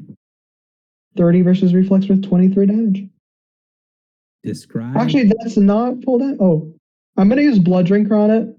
The extra damage doesn't matter, but I want the surge. Okay. You had 4 hit points left. So Oh. describe your kill. What does it look like as Margot takes out Dalsa? Honestly, I imagine that like the others don't see what's happening until after it's done because she is invisible. But I think as Dalsath like moves in to strike at like they did at Rosalind from that position, like he turns around briefly to like face Echo as the golem is attacking Echo and Rosalind, and as he's like turning back around, he just halts and looks down at his chest, and there's blood dripping down from the knife that got pummeled through his heart from the back. And then it slips out, and Margot is no longer invisible, and the body just falls. And he just flops down. When he does, you see that sort of dark mist around the golems fade away, and when the eyes flitter to green, you get this impression of not necessarily friendliness, but Okay. indifference. Okay. Less anger. Well, let's back off. Yeah, they like some of the other creatures in the facility. Once it's not being controlled, it just sort of ignores you guys. Yeah. Right. So I'm just going to say that a bit of the start with the hugely massive damage, that was an I incredible still takeout. do not understand a word. yeah, we can't. It's really hard to. Like, you need to type what you're saying if you want us to understand what you're saying. I'm very sorry. But yeah, that was the special dagger that the broker had given her. The finishing blow. Understand me better now? Yes, it's way more clear. Oh my gosh. So today I learned these wireless earbuds I was using have a microphone. And when using them, they was trying to pick it up instead of my phone mic. See, Good. now that makes more. Well, that's kind of what I was thinking. It was some weird input thing. Mhm. So Much easier to understand you now. yeah. So yeah. So okay. And I am a little sad that Rosalind was not able to go full ham yet against anything. But yeah, that trick at the start with the void caller, that was very mean. You actually even one turn of massive damage and do more. Yeah. I knew there was gonna be like some trick to either turn it off or it was just temporary because like there's no way we're fighting a monster we're only hitting on 15s for the entire fight, especially when it does that much damage. Like I know Gary well enough that I knew it was not gonna be an entire fight against that thing, and I knew there was some trick. So it wasn't the trick I was expecting, but that was pretty cool. It was scary. And I'm going to be honest, I did forget I had boots of the fancy monster, so I didn't realize I could shift 2 squares. I'm kind of wondering what would have happened if you had left them in there, because, like, rules is written and not knowing anything else, Dolcev would have died in there from the zone damage. Yeah. Margot would not have gotten her thing from the. That may have been one of the things the way the adventure is written. Like, you know, you need to kill this guy. He has an ability that can destroy himself. So Yeah. True. if you that do might not be- save him from his own ability, I don't know, bad things, but it becomes so much more difficult to complete your secondary objective. So It was really cool. as the golems go back to ignoring you, they do take up positions on either side of this enormous crystal. Mhm. And eventually that void pitters and fades away after a few minutes of oscillating darkness. Can I tell what the crystal is now that the fight is over? So you can spend some time examining it if you want. Okay. I'm going to put everyone up here. This is just make sure that people don't get skipped over. as they're examining and looking at things. So, Margot, there's a big crystal. What do you want to do to examine it? What are you going to do with it? And yes, you can short rest, that sort of stuff. You guys are not currently in danger. Anyone willing to give me one search during the short rest so I can? Sure. Beautiful. Thank you. Cool. But yeah, I think. Let's see. No, actually, I don't think she'd go for the crystal first. She just stabbed him with a knife. She wants to see if she feels any changes. She's a selfish individual at best, so she's like, is the effect immediate from that knife, or is it something that's gonna happen later? Different, but once you kill Dalseth with the blade, the blade hums in your hand. It's actually somewhat difficult to put the dagger down or to put it away. It feels good to hold it, and it has this pulse to it, this rhythm, like you're holding a living heart. Okay, that's interesting. Can she tell what exactly is causing that? Like with by examining it like magically?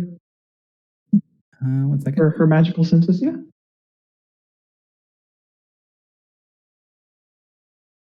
So she doesn't know exactly what the effect is, but she knows enough to be able to kind of know what she doesn't know, I guess is the best way to say it. So she knows that it's in the process of doing something. So the action that you took started a spell or a ritual or a chain reaction or something like that. And so if you leave the dagger alone long enough, or maybe if you hold it long enough, it'll complete whatever it's doing and become something different. Okay. So she's going to keep her hand on it for now, but not try to keep her focus away from it, but just keep holding on to it. Just in case. But she is not going to be focusing on that, but yeah. I will say that it is very difficult while you're holding the knife to focus on anything else. Okay, cool. Interesting. Yeah. That's her for now then. She's trying her best to at least listen to the others and see what they're doing, but is probably too distracted to actually look at the crystal herself. Yeah. All right. Who else would like to go? Bastion, Rosalind, or Echo? Bastion will mostly just be like hanging around, like patching themselves up while everyone else is investigating stuff. But they would also like to use their, what did you call it, power check, to see if there's any primal power in this area. Sure. So power checks are a thing that you. So I was gonna say definitely you would be the one to roll. You know if you don't know, you are gonna know or not know. There's no. It's not a knowledge check, so there's no reason to hide it. So with the 30, looks like. Yeah. So with a 30, you can sense that this entire area is jam-packed full of mostly primal power, although you can see there's weird gaps where you're pretty sure there's something else. The ice that's on the ground at first looks completely solid, but when you open up your senses to it, you can sense that it oscillates, it changes back and forth, and it functions a lot like that liquid you saw in the broker's room. There's sections where it just seems like it's vacant, like there's no power there, but then you can see a wave of power come after in the same area. And since you've had experience with that liquid in the broker's area, you know that what's in the middle, what's in the gaps, is going to be arcane power. So this platform you're standing on is made out of that, is a frozen version of that liquid that you guys saw at the broker's place. The crystal in the center of the room, that thing, when you open up your senses to it, it looks like some sort of wall, like a barrier. It doesn't look like a normal solid object. It feels hollow. And what's inside is glowing with primal power. So there is sort of an encasing on the outside of whatever this is that has strong primal power on it. This some kind of barrier on the outside. But inside of it, there is primal power strong enough that it's shining through the crystal. Okay, Bastion will sort of point out to the party that, like, the power of whatever the crystal is, the power seems to be coming from inside or something. So, you know, maybe someone more knowledgeable should look at it with that in mind. From what we Of course. know, what we're looking for is primal, yes? Yeah, and there's a lot of primal power in there. Okay. So weren't we supposed to wait for something to show up? If I recall correctly, we were supposed to, like, before we came in here, we were supposed to wait for the Queen of Summer or something to, like, give us the go-ahead, and then she did, and that's what we were waiting for. I don't think we're waiting for anything right now. Yeah, right now we can just figure out how to let Summer free. That is what we're here very for. strong urge to just shatter the damn thing. Like, No, I remember. She said something about her champion showing up, and I don't think that guy was it. No, it was for her champion to give her the go-ahead, not for them to show up. And they did do that. well, Yeah. All right, then. Now, I'm not sure how we go about it, but I do recall that the pass that lets us walk here freely is also capable of, well, altering reality in certain ways. Maybe that is our way to get whatever's inside the crystal out without cracking the entire thing. Perhaps we should give it a shot. We just need to figure out how. We do have the currency necessary. Echo did Could make an say exchange. that, Echo did say that they were going to do something. Oh, okay. So before we get no, to that, I'm not going to do something. I'm just suggesting to just bash the thing Shatter. in, but I'm not Okay. going to do that without the party. Not immediately. Yeah. Gotcha. I think if we can come to another way to let whatever's inside out, crushing it is certainly an idea, and I don't think it's a bad one, but it shouldn't be our first go-to. And we do know that this currency should allow for an exchange, right? We just need to figure out how. Wait, which currency do we have again? I'm forgetting out of character. The currency inside of and she gestures at the path that we were given to come in here and not be targeted by the security.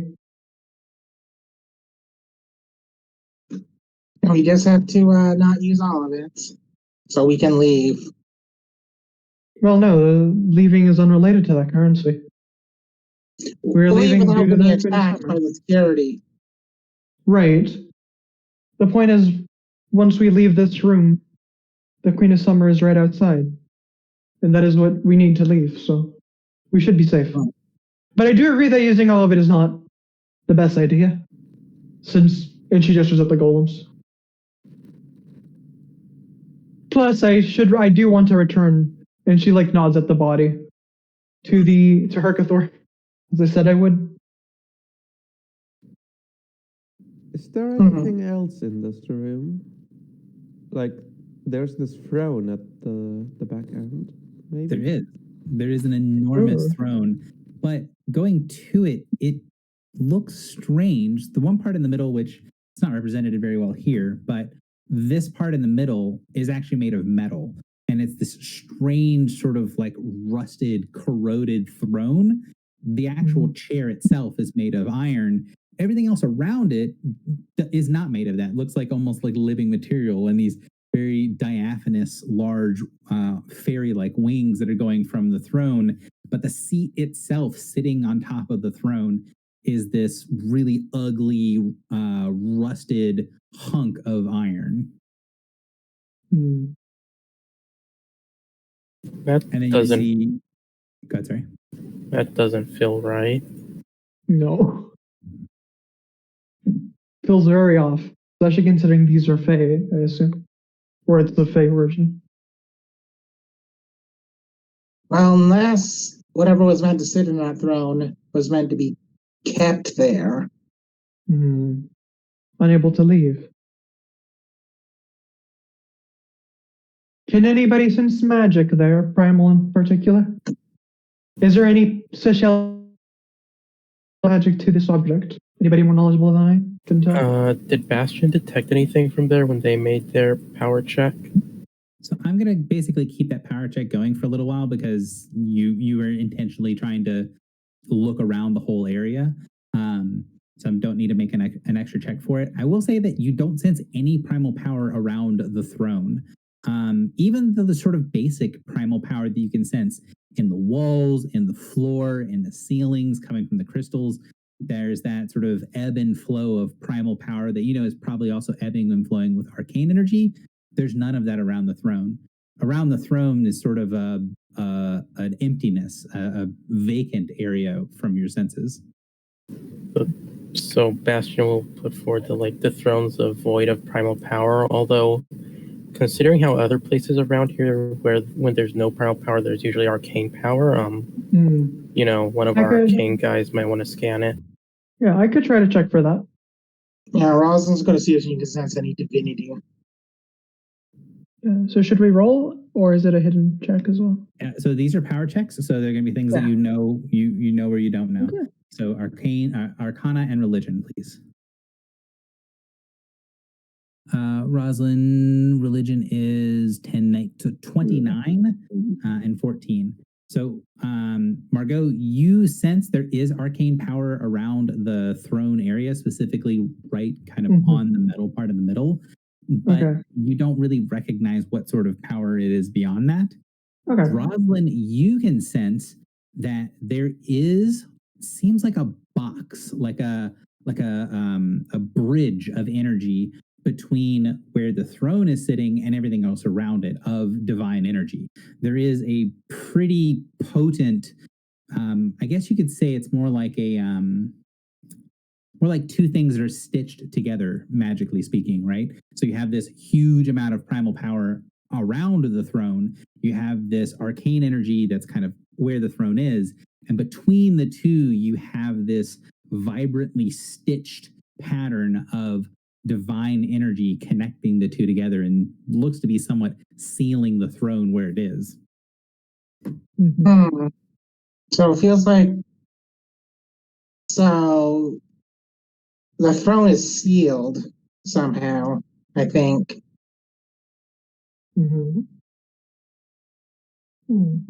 I do feel arcane magic, like it was mentioned. I can't tell exactly what kind, but it seems powerful. Specifically on the throne. Yeah. Can I attempt to understand how the more mundane engineering side of things is working in this place? Like, would be stupid if there's just a lever you can pull and it works. True.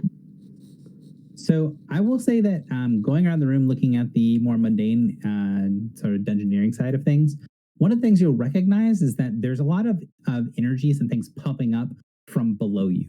So there is a liquid layer below the solid layer that you're standing on of liquid being pumped into this room from below that is then coming up and freezing. So you're not standing on like a platform of ice. You're more standing on the surface of a frozen lake. And you don't really see a lot of mechanisms in here. The thing that has the most sort of mechanical looking pieces to it is the throne. Although it's so rusted and corroded and old, it's really difficult to see what it used to do, what it used to be. You might have to do something to kind of maybe knock off the rust or see what was underneath. But it does look like it is, it's not just a chair. It does look like it has some sort of workings or mechanisms in it. Well, then let's dust off the chair. And like, I roll to dust. Better than me how to like do these things. Clean up rust, yeah. Sorry, who knows better than you? Echo. Yeah. Your character. Yeah, exactly. So like, I'm not very familiar in the derusting of old, strange chairs. yes. Echo would be able to do this sort of thing, right? Because you're always finding things. Maybe this isn't your specialty, right?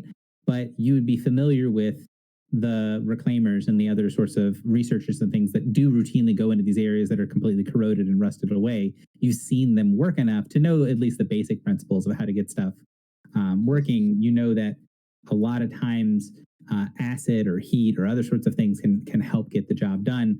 But for some of the bigger pieces, if you're not really super concerned about the mechanism underneath functioning, actually sort of brute forcing it oftentimes can help you get some of the basics done of like, all right, there's big hunks of rust on this. Let's pop a couple of pieces off and then see a little bit what's underneath and then be more careful once you have the basic pieces uncovered. Do you want to give me an athletics check? Sure, let her rip.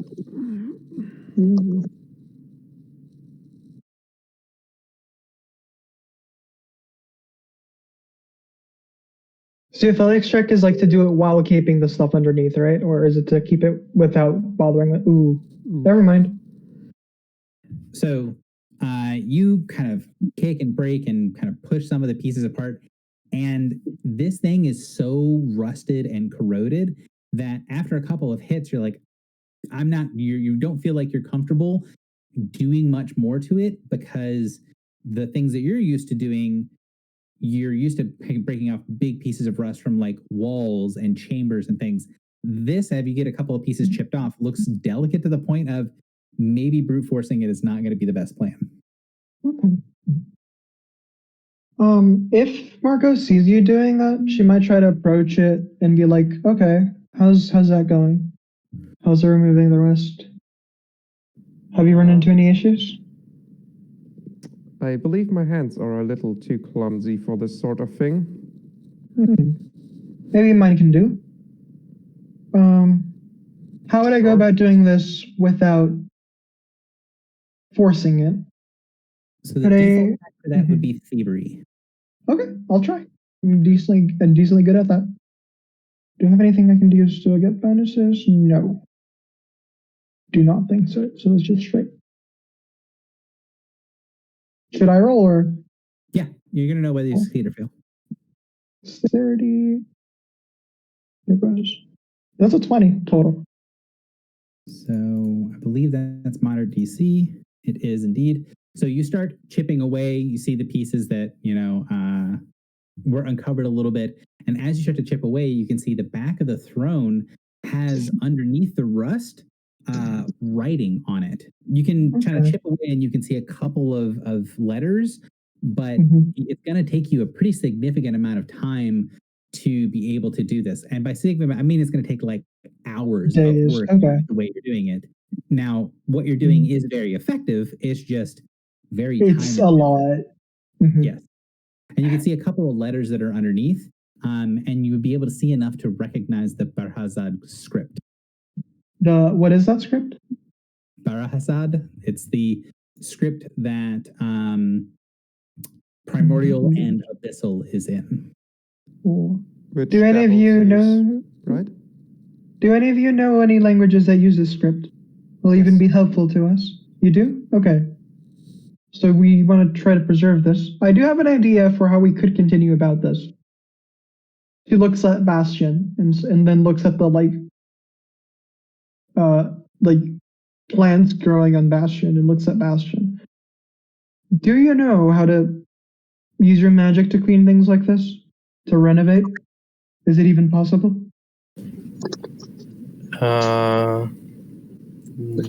Clean? Not so much. But bring life back. Could you do that? Sure, I could probably create some life.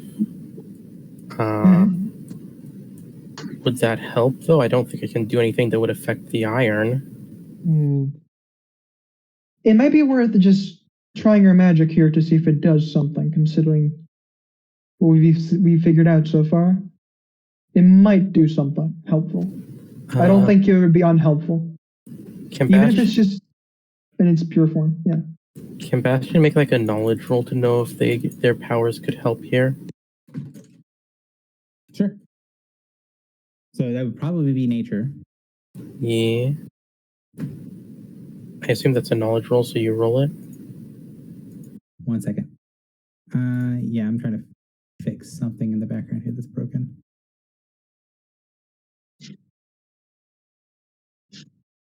Skill check, sorry. Again, everybody's things being a little different. So as you go and examine stuff, you can see that there's so much primal power around it.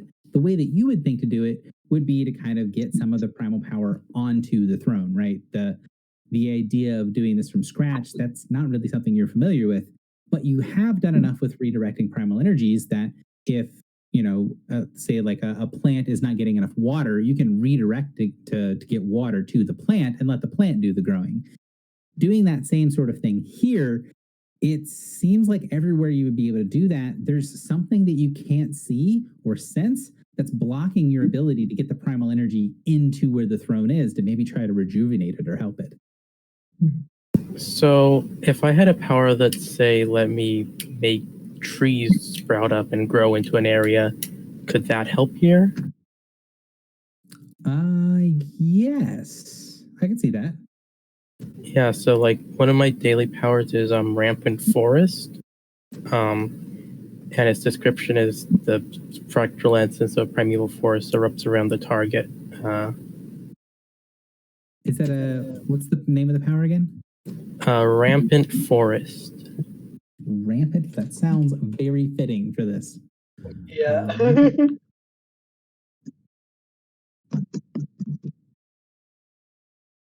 Yeah. So from what you can tell, you think that maybe something like Rampant Forest would be able to kind of breach whatever it is that's stopping the primal power from getting in. You might be able to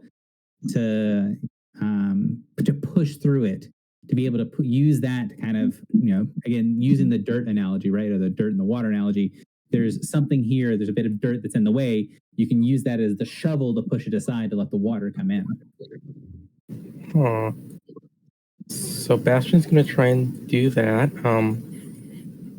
It says it's an attack, but I want to try and basically like put his hands on the chair and then use the power to like make the trees and stuff grow up into this area, breaching the divine barrier around it. So it would be making, go ahead and make a skill check for me. Using your powers in a way that's creative and interesting is going to give you a significant bonus. Well, actually, it's going to significantly lower the DC from what you're doing. And then give me a skill check for seeing nature's going to be default for how effective it is at what you're doing. If you want to use something that's not nature, you can definitely do so. What would be the bonus for a daily power? So it depends a little bit on how creative the usage is for the daily power.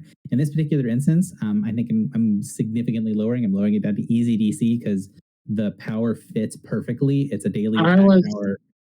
Like, it's going to get done. So I was actually, just before Bastion made real effort to do aid another with him on it. Okay. Because she has a decent skill roll. So all right, I will do that. Skill roll for nature. Sure. Yeah, you might be able to get it to 24, right? Yeah, aid another is DC half level plus 10. So 19 does hit. 19 definitely gets the job done. So we've got +2, so 13. It says 23. So that is DC plus 10. So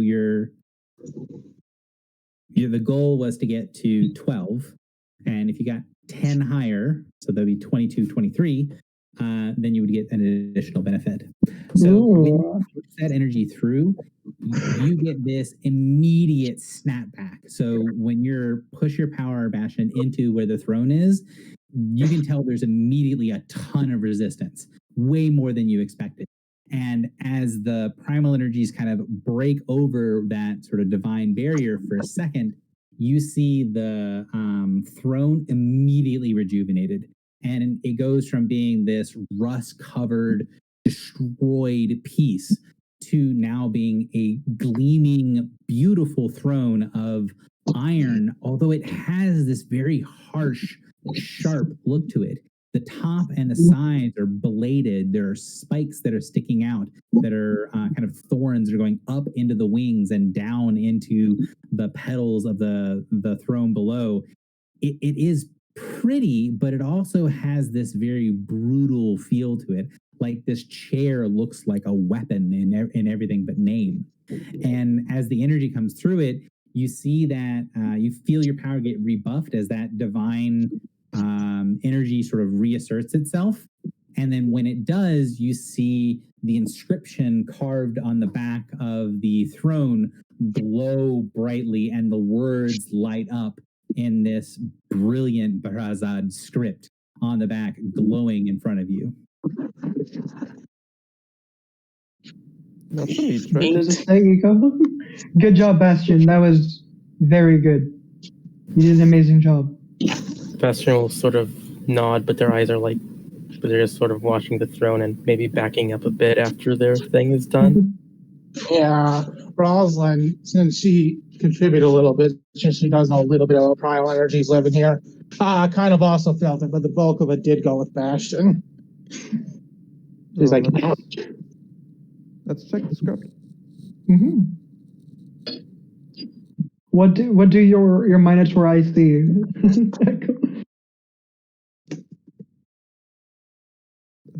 Yeah, tell me, Gary. So I'm trying to do. So you can tell this is in some sort of abyssal. Now you don't know, you aren't close enough to the language to be able to translate it directly, but you will be able to get some basic pieces. So give me a dungeoneering check, and then I'm going to give you the result. Could? Because LeBron is a Genasi, right? Would that help at all? It doesn't. It's not in primordial. Oh, okay, cool. So it's the same. It's equally further away. Okay. Yeah. So it's the same script. So think of like English and German. Okay. They're using the same letters basically. Like English Yeah. doesn't have umlauts, but other than Oh, okay. But the language is very different. the languages are different. Saying of Cool. like Russian, for example, the script of Russian is the Cyrillic It's script Cyrillic, is completely yeah. different. So Mhm. yeah, so you're in the right ballpark, but not close enough Yeah. to be able to understand. Because like, yeah, you're not going to understand English if you only know Italian, for example. Cool. So And vice 26 versa. will give you both pieces. So you're going to get, so this is the literal translation of what it says. Mhm.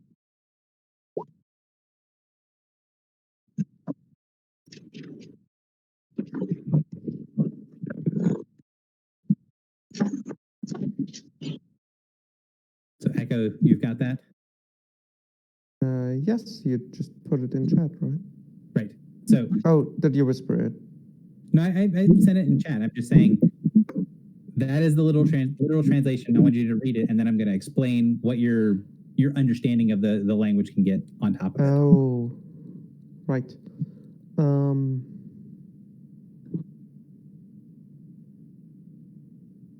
The servant of the room knows the voice of its mother. Yes, but the mother of a womb, that I mean, that sort of makes sense, but not really. Yeah. Yeah, Gary's about to give us the explanation of it. Yeah. Right. So that's literally what it says from your perspective, because again, you know a similar language, but you're not close enough to get the exact parts of it. And as you're trying to puzzle through and figure out, okay, well, that's not exactly correct. That's not the perfect pieces. Then you can figure out, okay, well, the of the womb, knowing the voice of the mother, that's actually a formalized statement. That's something that's like the servant of the womb. It has a double meaning, and it could be like the favored child. It could be like the scion or the favorite or the brain's not working. The next in line, not. Right. Don't know why my brain's not working for that word. Heir. Heir. Thank you. So so that is the feeling of it. So the heir knows the voice of the mother. But when you get the thing of the servant, there is this piece of understanding the passage of the service.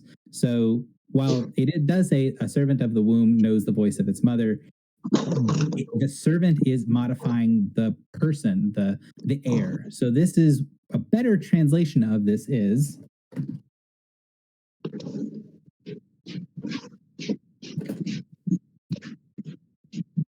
Ooh, this is cool.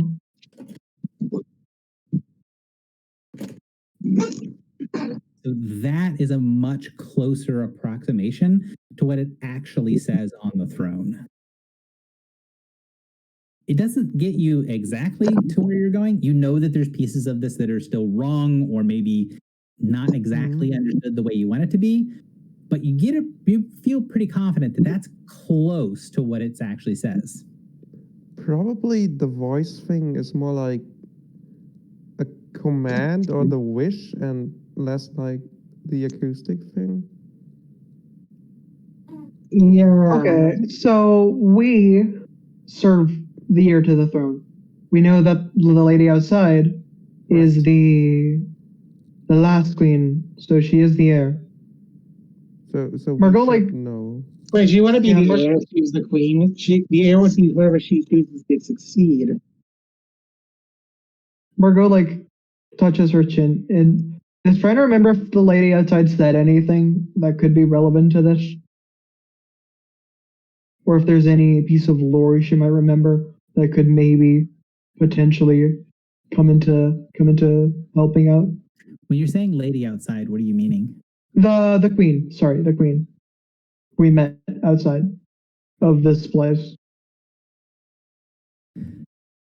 So I don't think that you're gonna. I'm looking at it right now. I don't think you're gonna have anything else Yeah. beyond what you as the player. I'm has. yeah. I'm mostly asking like because it's been a while. Was there anything mentioned that I guess not. Because I don't remember and I usually have pretty good memory for these things, so I don't think there's anything specific said that would apply to this. Okay.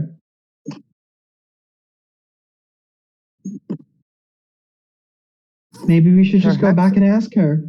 Perhaps knowing the voice of the mother of the queen actually would translate to also serving the mother of the queen, or Yes. Like they're not solely loyal to the heir. yeah. So if someone were to say, offer their allegiance to the queen, maybe that would work. I mostly just spitballing here. Language is not my strong suit. You know what? I'll take one for the team. And Margot is just gonna go up and like kneel, I guess, and all showmanly and say, how would you word this? I offer my service to the heir of the throne so that I may know the voice of the mother of the queen. But obviously in more showmanly than I said it, but I got trying you. to see if that So- triggers anything. You say Putting this- intention in the word. She says this with intention in the word. Mhm. I gotcha. You Yeah. say this, and from your perspective, nothing seems to happen. There's no Okay. reaction to anything. But Rosalind, you can sense that divine energy, that stitch, that barrier around it, sort of hums and vibrates with the words, and then dies down after she stops talking. The whatever ward or whatever that divine energy is around the throne definitely Mhm. reacted when Margot said something. It just didn't maybe react the right way. You're not sure what it did, but it did recognize that Margot was doing something. Yeah, that you definitely did something. Definitely the thing, the blessing reacted. Okay. Maybe you should keep going. Maybe you should keep going. What was the name of what was the name of the queen? Because I remember we're given that, but I don't remember what it was. I don't think Is we this were something given you- the actual name because it was like sort of a name of power and was more like a feeling than like an actual word. I think that was what it was at first, and we had her repeat her name 3 times, and then it worked. I think it was. So the other queen's name is Clotho. Okay, Clotho. I who was summoned here by Clotho to find you, to save you, and to release you into the world once more, to release Summer once more. I offer my service to you. I'll do as you wish, but I'll follow your command if it means bringing back Summer once more. So Rosalind, you see that same thing, the kind of weird reverberating around the throne.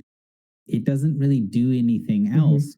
But Margot, you can see as you keep talking, that sort of weird polished sheen on top of the blades of the throne, it sort of sparkles. Like maybe the light is hitting it just perfectly. You know, if you're thinking of like the edge of a sharpened blade.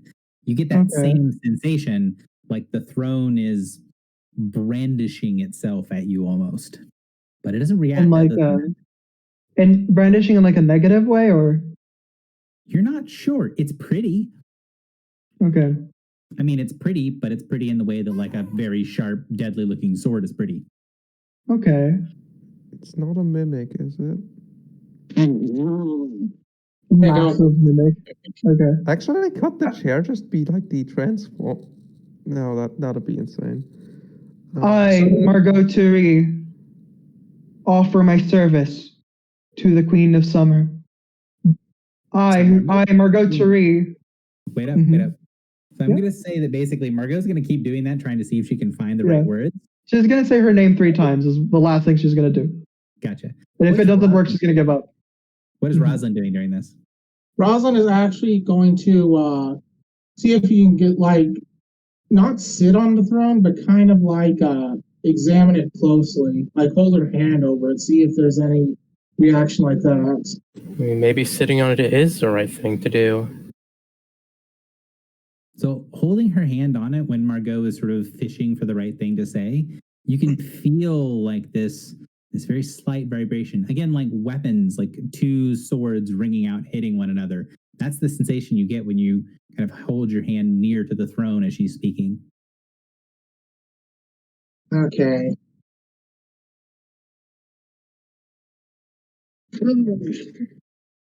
So swearing fealty didn't work. Well, it made something vibrate, but it's clear that's just step 1. It vibrates as we do it physically. I can't understand what you're saying. It vibrates as I get it physically, and it seems like swearing fealty to the former queen, dead queen, doesn't seem to do anything other than to make it shake. So clearly it's step 1 or step half. What is the manner of this vibration? Could you describe it? It feels kind of like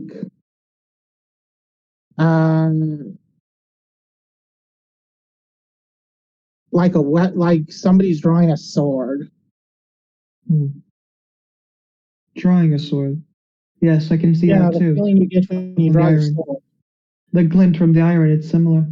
Maybe it's because I'm too far from what this is. Bastion, what are you doing while they're kind of examining this? Right now, Bastion's sort of just watching and observing.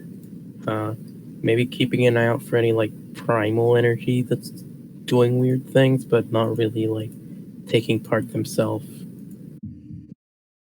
You don't see the primal energies doing anything particular. You can see that there's a little bit of sort of washing up of the primal energies when the divine energies react. So kind of think of the divine energies sort of like a barrier, like a dam, and the primal power is like water coming up next to it. And so as the dam buckles slightly, the water flows in, but it doesn't look like it's like trying to break through. Just it's filling the void rather than anything else, right? Like it's just filling the area, and when the area gets slightly bigger, it flows into the spot that it was previously occupied in.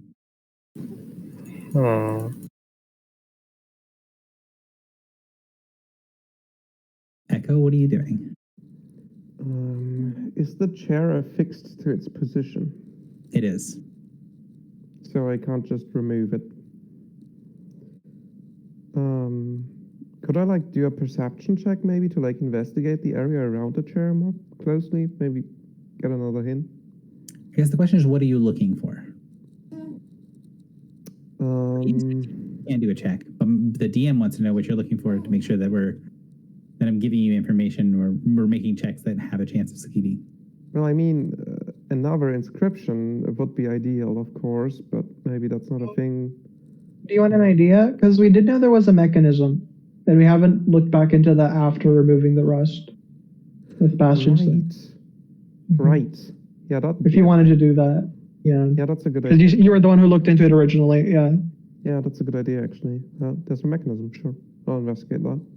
So when you look closer, the hinge, basically the bottom, so where the back of the chair meets the base of the chair, there is. It's kind of hard to see if you're not.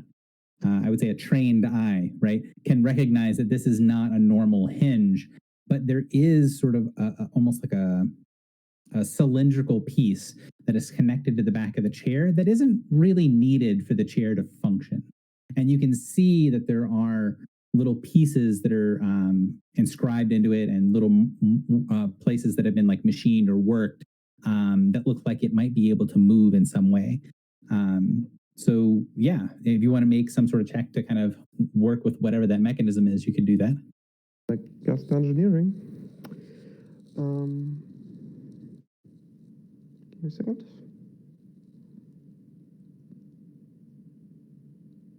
That is Oh, hell yeah.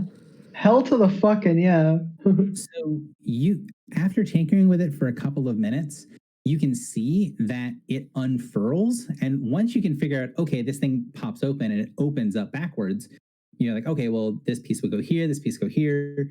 And I imagine Echo is the kind of character, because we, at the very beginning, when you were talking about being in the workshop with, you had a bunch of little tools. So you can take some of those tools and kind of wedge them in, and the base of the back of the chair rolls out towards you and unfurls in this long sheet of metal that on the interior of that sheet of metal has several pages of writing on it. It takes you a second to realize what it is, but then when you realize what it is, you're maybe not entirely sure what to do with it. It's a scroll, but it's inscribed on a long sheet of metal. And it's built into the back of this chair. I assume I can also try to decipher that one? Yes. So it is written in the same script. It's written in the same language. You can see that there's a lot in here that you would need to be a ritual caster to properly understand. And because you don't have the exact right language, it's really difficult to parse because ritual writing isn't prose. It's more like poetry. So it's hard to figure out some big chunks of it, but you can tell that this is some sort of ritual, that maybe the activation is the writing on the top of the chair, and it's very complex and it glows with energy as you're reading through it. You can read several things that you would recognize as words talking about things being bound, about two pieces of a whole. You can see lots of chunks that are in this that you recognize from other scripts, but it's really difficult to decipher as one whole thing. The key pieces that you get from it are that whatever this scroll spell is, it is linked with the chair, and it is linked with the writing on the outside of the chair.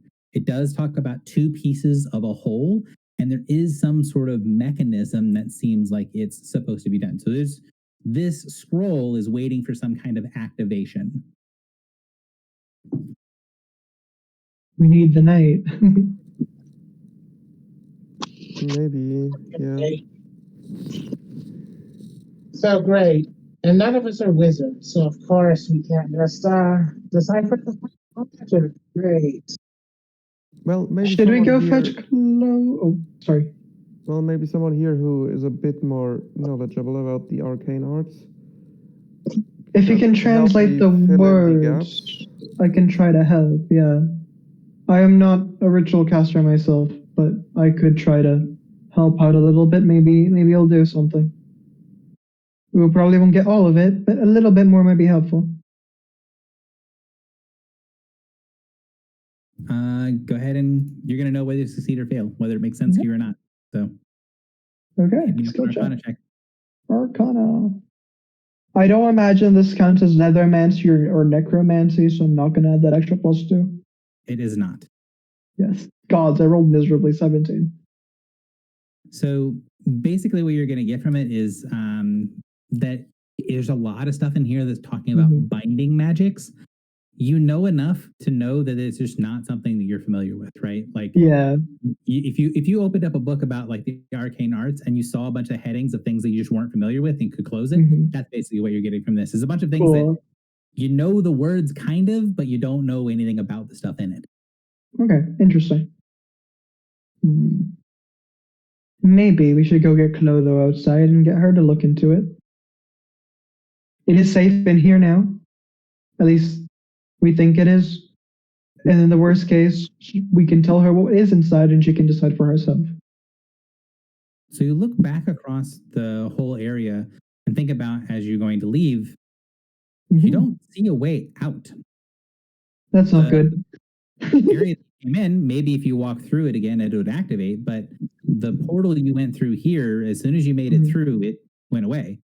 Maybe there's some activation, or maybe it'll just turn back on when you go through, but you're not sure.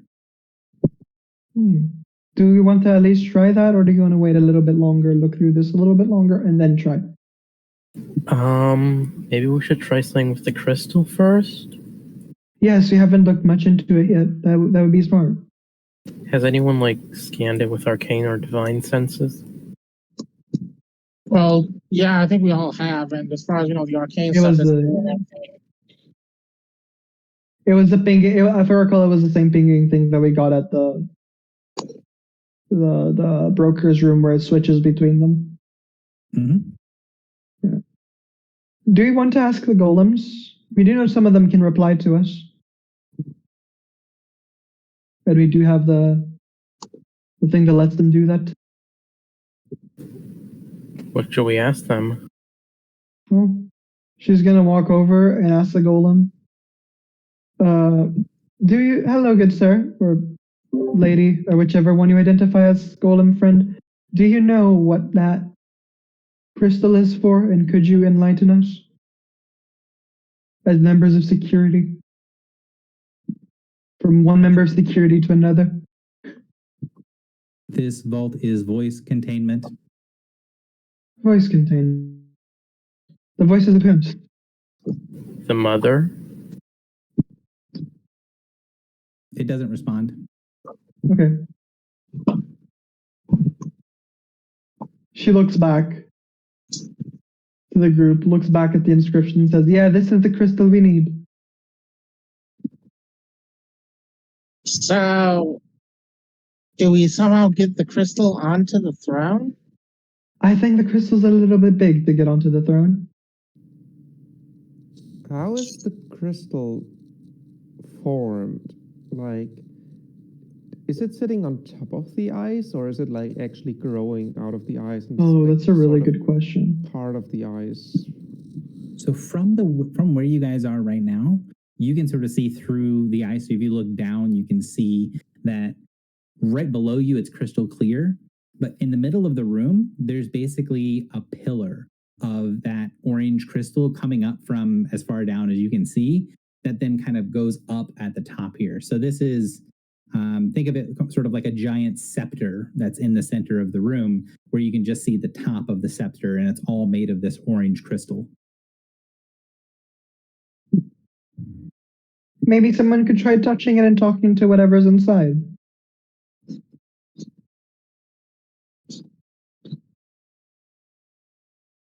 Rosalind, I believe you have a connection to these sort of things. I mean, I know about them. Maybe I can try. So I guess Yes, you should try first. Yes. I think that would be smart. So we're go to the crystal and I guess touch it and try and meditatively commune with it. So you touch the crystal, and it is surprisingly warm. Everything in this room is somewhere between extremely cold and cold. The crystal itself isn't hot, but it's very much warmer. It's maybe 95, 100 degrees. And Fahrenheit, sorry, not Celsius. Thank you. I was about to go like, whoa, your hand just melts off, yo. Okay. So it's very warm. And when you touch it and sort of get into that meditative state, you see those strange green lines, those lines that you saw previously. And when you're sort of focusing on the crystal, you can sense they're connecting from you to the throne and back to the crystal, from the crystal to the throne and back to you.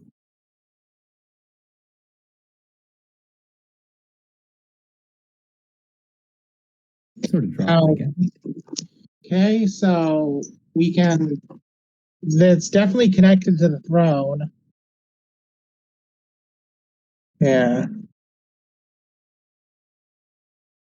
So the energy is like going from the crystal to the throne and then to Rosalind. So other way around, from Rosalind to the throne and then to the crystal. Okay.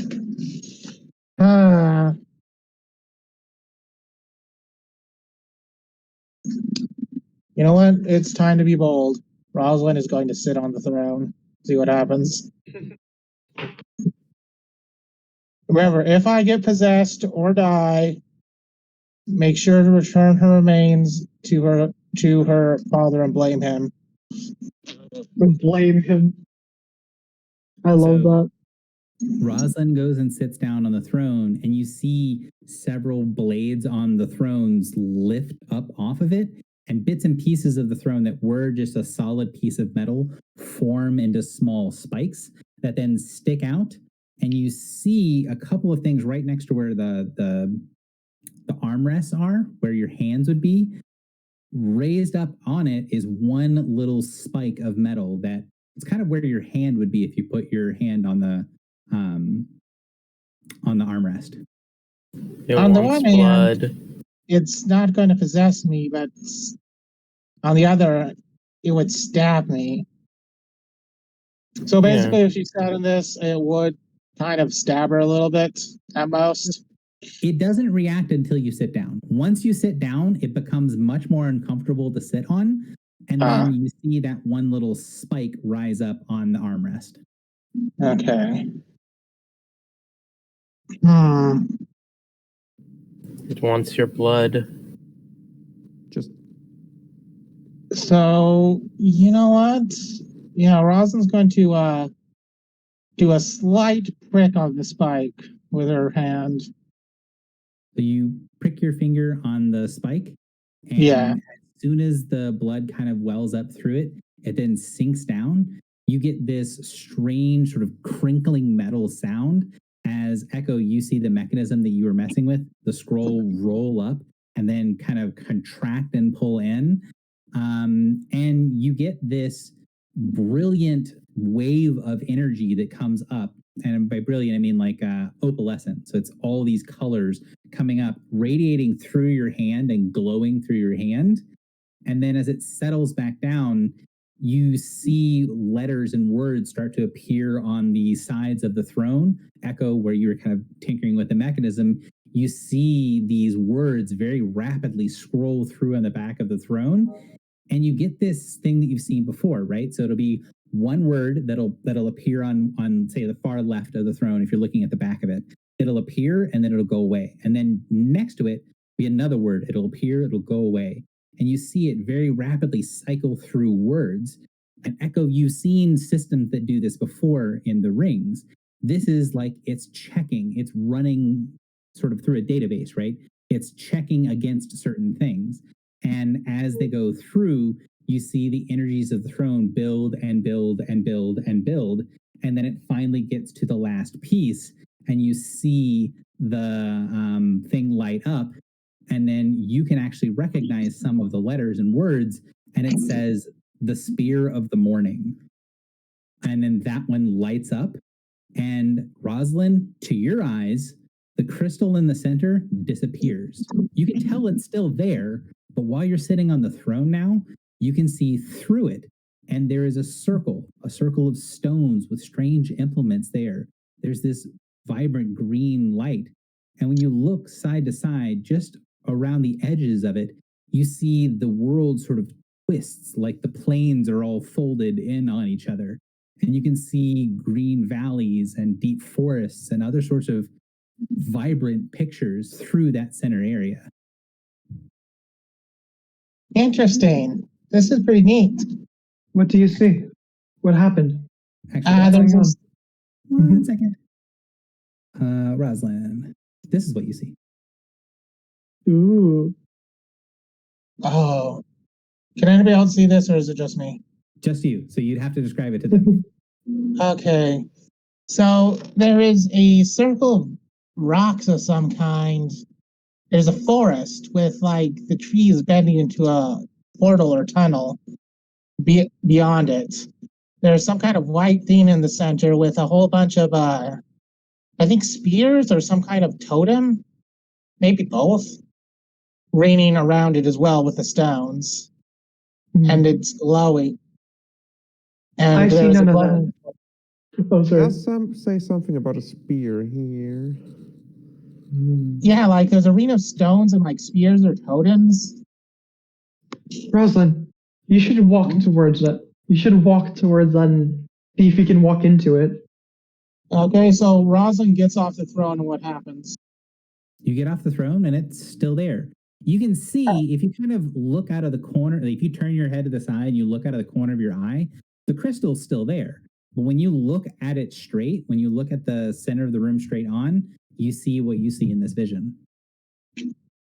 So she approaches where the crystal is and places her hand where she knows the crystal is. And everyone else sees her hand fade right through the wall of the crystal, like it wasn't there.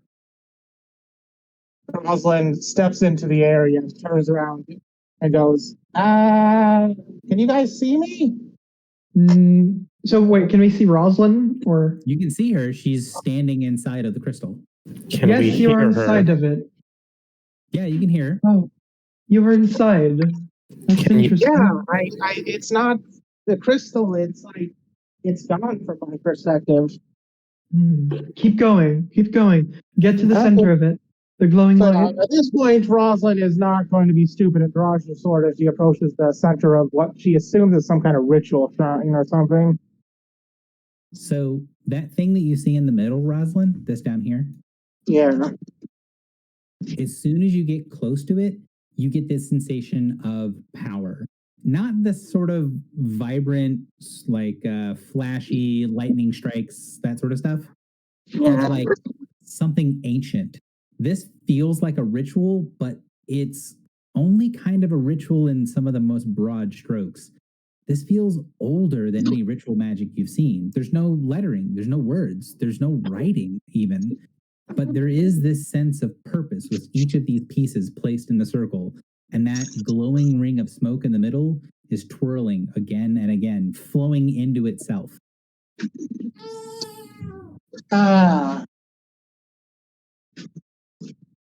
Okay, Rosalind. So is there like in the ring, is there any like clear empty spots where you think there's One second, hang on. on? Go again. Sorry, my daughter was. Yeah. Yeah, is there like any spot in the ritual circle where like somebody would stand? It doesn't look like that. It does look like there's a lot of places around the edge where people would have stood, but this looks like something that was started long, long ago. Okay. So in that case, see here. Actually, so this gold, so the rain, is that like portal, or is it just like some wood built up or something? Yes. Okay. It So, looks like both. You're pretty so that- certain that big ring is the same as the small ring in the middle. So Rosalind actually approaches the small ring of smoke, and she is going to try and detect any sort of magical power. I'm going to do a power check. You want me to do 3 rolls with for the 3 different kinds, or is it okay just make 1 roll and use the second ancient religion for Are you modifiers? What? Are you multi-classed? Oh, Are you okay. more than just No, I'm my multi-class is fighter, so probably not. In that case, yeah. In that case, I will just be able to detect religion then. Right, correct. Okay. Yeah, that's why I was asking. It was like Mhm. it's been a while. I couldn't remember that detail. So yeah, she's going to make a religion check. Ironically, not her best skill, but yeah, no, dude, that's a 12. So you're kind of going around this ritual circle looking at things, and I want to kind of go back to the rest of the group. What is the rest of the group doing? You can see for a second, you can see Rosalind in the crystal, but as she steps away from the edge of the crystal, you can't see her anymore. You don't get the impression that she's destroyed or vanished or anything, just that she's gone too far, and the crystal isn't completely see-through. What is the group doing while she's inside? I'll just try and do the same thing and then follow them. Probably doesn't work that well for Margot and Bastion, though. Yeah, we don't have any blood to offer. you do the same thing. You let the throne prick you. Yes. Okay. Would Margot and Bastion try to do the same? No, I don't think. I think Bastion's pretty certain he doesn't have any blood to offer, but they will see if they can like push through it anyway. So would you sit in the chair and try to put some part of your body on the thing, even if you don't think you can get blood out of it? No, Yeah. they wouldn't do that. Okay. Margot totally would. 100%. Viteg or whatever comes out is coming out. Yep. If Margot is able to walk through after doing that, Bastion will try as well. So as you guys go through, Kind of hoping that Margot doesn't break the chair. it doesn't seem to bother, the chair does not seem to be bothered by any of you. One thing that you'd be able to tell, Echo, as you watch the mechanism fire 3 more times, you can see that it's not necessarily looking for something. It's looking for the absence of something. So it's not looking for, say, a human. It's not looking for a particular type of blood. It's more like a filter that's trying to find something not present. And the thing, whatever it is it's filtering against, it's not present in any of you. So I will move you guys over. Fix the flag. Sorry, this looked weird for a second. And this is what you guys see. Wait, what? Did it work or did it not work? It did work. So you guys can see this inside of the circle. Oh, okay. So the edges of the rim of this bottom circle here, that's the edge of the crystal in the center of the room. Do we see Rosalind? You do.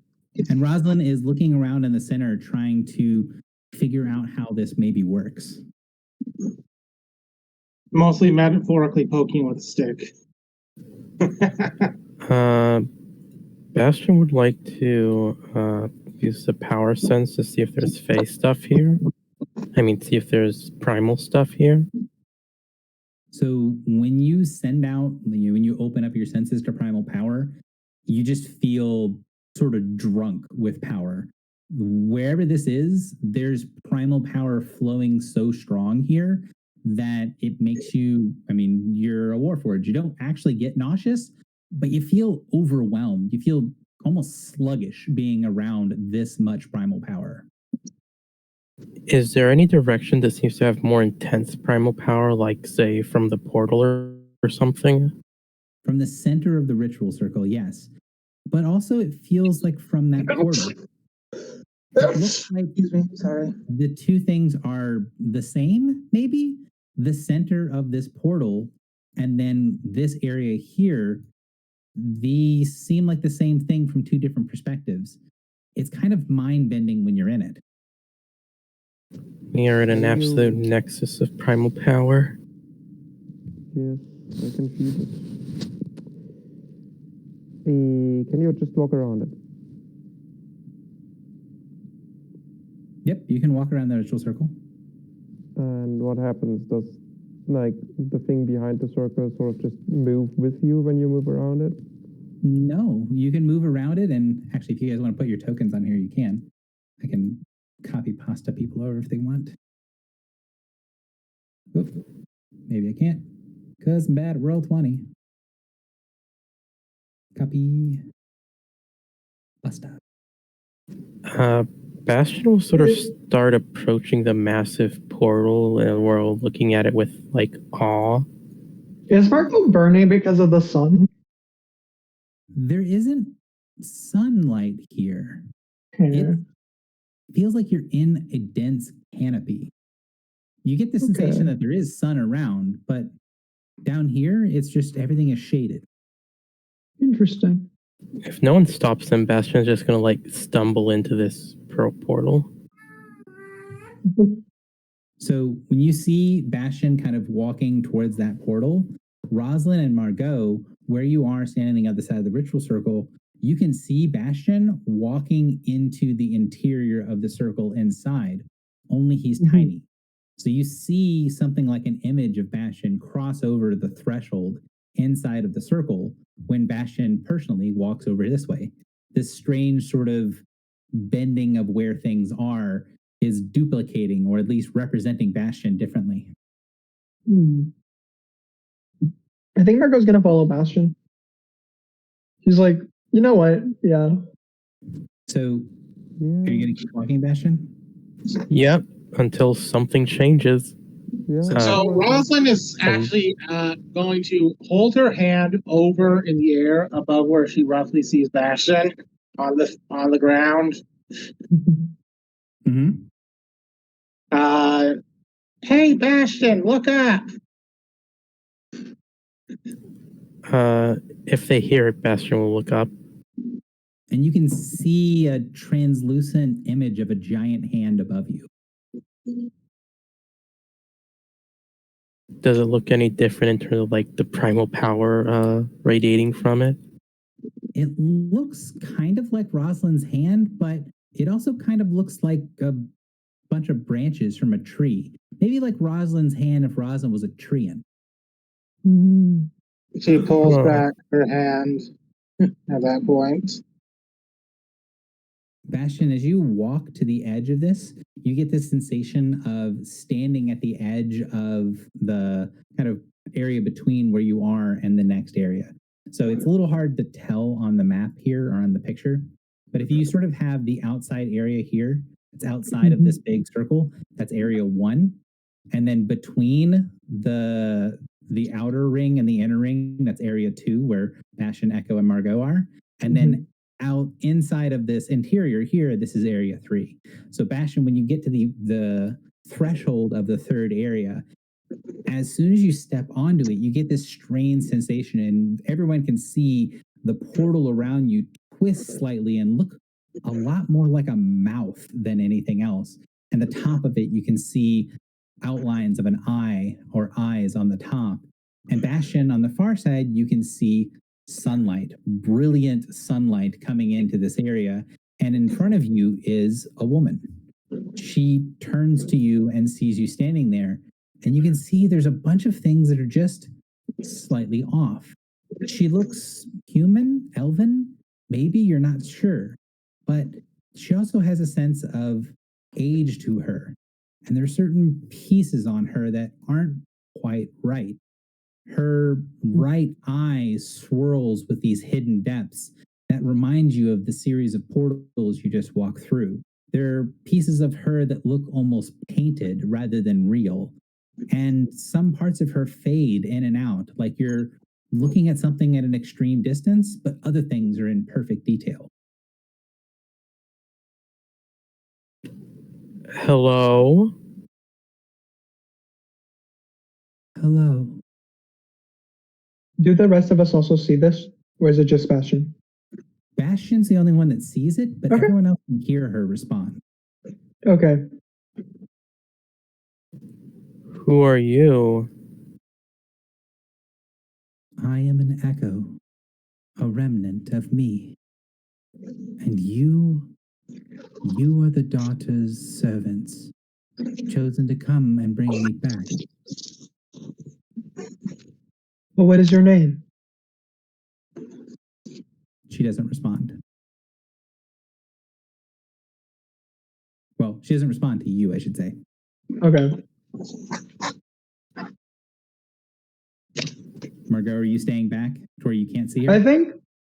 I think Margot doesn't know that the sun is going to be that powerful, so she's going to step over to the boundary there, yeah, to be able to see what Bastion sees. Boundary, you can sort of see the image of the woman, but it's so bright in the sunlight that it kind of hurts your eyes to look. Okay. How long have you been here? She smiles a very sweet smile, and you get the feeling like someone wants to give you something. Cookies? Present? A warm jacket to take outside when it's cold? Something simple and comforting. I feel like Bastion is not the kind of person who's ever been offered that. Yeah, and it feels strange. It feels like an uncomfortable kindness. she says, time doesn't mean much to someone like me. But are you to take me away? Take What me is your back. What is your name? She asks again. I am Now that you Summer. can. What is Summer's name? Summer's name are the deep valleys. Summer's name are the warm suns, the open meadows, the things that grow, things that are. I am all of those things. But if you want my name, you must be ready to hold it. I am ready to hold it. Are we all ready to hold it? She turns to the others. Rosalind just came in. Is like, what? Okay, I can hold things. Bastion is Bastion, just Nico? Bastion is just completely transfixed by the Summer. Echo, are you ready to hold it? Come this far for turning back now, sure. She nods and smiles and turns over, like using a hand to like shield her eyes and says, "Yes, we are ready to hold you. We're ready to hold Summer. What is your name?" So she looks at the four of you and then she focuses on Bastion. If I were to have a favored child, the child would be of growth, of life, of the ever-growing, the rampant forest. She smiles and you see there's sort of weird pointed teeth. Like for a second there, she has a wolf's smile, and then it fades back into this very sweet, motherly looking smile. If one is to have my name, I would bid it be thee. Very well. Margot's then, gonna take a step back so that Bastion's the only one there. Then I shall hold it if that is what's needed. If it is your task, then it must return, not from where you are, but from where you are from. My name, my power, it is absent in the world, and to the world it belongs. To the world it is owed. To the world you must take it. Not to here, to there. Will you bear me home? To the prime Um, material? She nods. That is our goal. So, yes. Wait, weren't we supposed to bring her back to her child? Which is like, who's like just standing outside? I'm a little confused on the matter. So let's take a step back for a second, because it might just be the amount of time between the two places. So I do want to clarify this. When you saw Clotho outside of this, that was not actually her, right? So that was a projection of her being able to communicate with you because you took a small piece of her power into. Oh, right. Aaron. Got it. Thanks. Yes. So in character, you guys would know that. Whether that projection is still there to talk to is sort of a separate thing. But so that is a thing. That is what she's saying. Bastion, do you accept? Yeah, Bastion already said yes. So she says, I am, and then there's a void. There's a nothingness when she says her name. And then she smiles, that same sweet smile. And you get this weird sensation of warmth all over your body, like a towel that's been warmed in the dryer and then wrapped close around you. You feel like someone's put some hot cocoa in your hands and trying to massage your shoulders to get you to relax. She says, I am. And then you smell flowers. You smell clean running water. You get this sensation of walking through open meadows with grass on your feet, but you don't feel things on your feet, or at least you hadn't before she started talking to you. I am Lacassin. You now hold her name. So Bastion will sort of be staring and sort of nod. an affirmation. So take a second to read through the boon. Bastion, you have that now. Uh,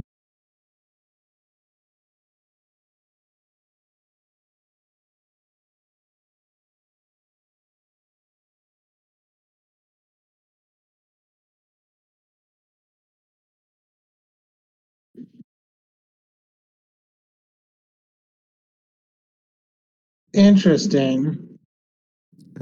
Just to clarify here,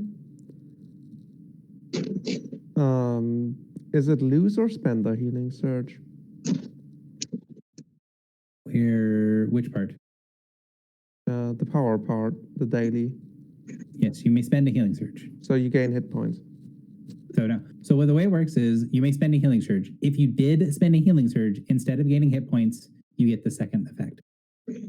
So that second Oh, sentence. it's at the bottom. Yeah, it's at the Right. bottom.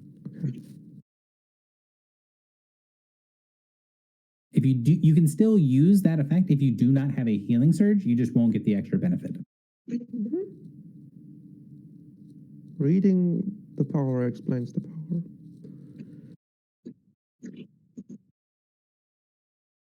okay, I think I understand it.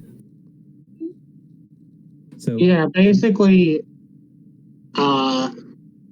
it's a full heal that can be passed on the party. But if enemies hit you with a psychic attack or will, 3 times it's lost. So basically, if you get hit twice by psychic damages for will, probably best to pass it on. Yep. Yeah, it's up before the third one you want to pass it on. Yeah. And it looks like it can only be one attack per round, so we don't have to worry about accidentally dropping it as long as we take our action to do it. Right. Having the interrupt ready is probably going to be a problem, but as a warden should be alright. Okay. What do you require of us,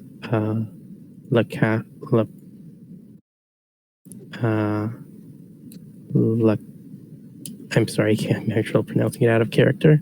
that's fine. Lachessen. So What they do got you, like a, like Loch Ness, Mm-hmm. only with a more of an A sound to it. So Lech, and then Essen. So Loch Essen is the character's name.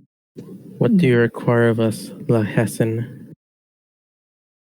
So you see her, the sort of little things that were off about her are starting to get accentuated. The eye starts to twirl away. The pieces of her clothing that look like they're flowers and leaves and things like that are starting to crumble and fade away.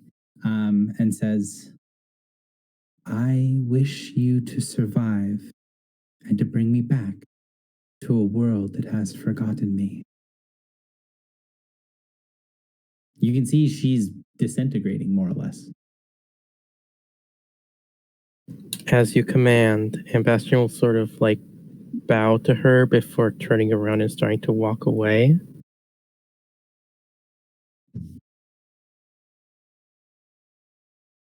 Okay, so you turn and walk away, and as you step away from that inner circle, everyone can see that the third area, right? So this part in the back, starting to close rapidly. The top and the bottom and the sides are all sort of spiraling in and getting smaller and smaller. You get the sensation that the woods around you are starting to feel dangerous. We should run. So, does everybody get out of this area? Yeah. I think we're done here. So you get out of that area, and as you finish leaving, the last sights that you see are the pieces around that ritual circle. And as the world is sort of fading, the magic is collapsing. That area looks darker, looks harsher. You can see that around each of those totems, around each of those stones, that ancient ritual that was made, there are figures, ghosts, remnants of what was. And you get the impression that this place was not made without significant sacrifice. And then you pass back into the very cold inner room. crystal still there? The crystal is still there. Although now when you look to it, it is actually a crystal. The words that were glowing on the throne are now dull. They're still there, but they're not glowing anymore. And you guys feel the whole area is just, it's a lot colder than it was. You knew before that you were standing in a room full of ice. Now it feels like you're in a freezer. Is there still primal energy here? There is, but it's pretty significantly reduced. Right.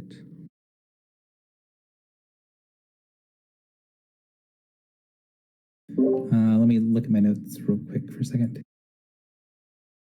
So when you step out, Echo, you step out of the interior, you're looking around, everyone's feeling what's changed in the room, and then you see one of the golems turn towards you and say, the portal room is, and then you see the creature's arm move and point up, and you see the fingers of the golem sort of elongate out and snap and change into this weird sort of stair-step pattern, which after a second you realize it's like a map. It's showing you every turn and twist.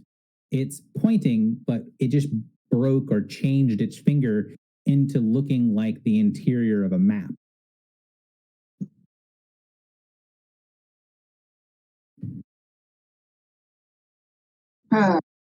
Neat. So you actually can be helpful when it comes to these things.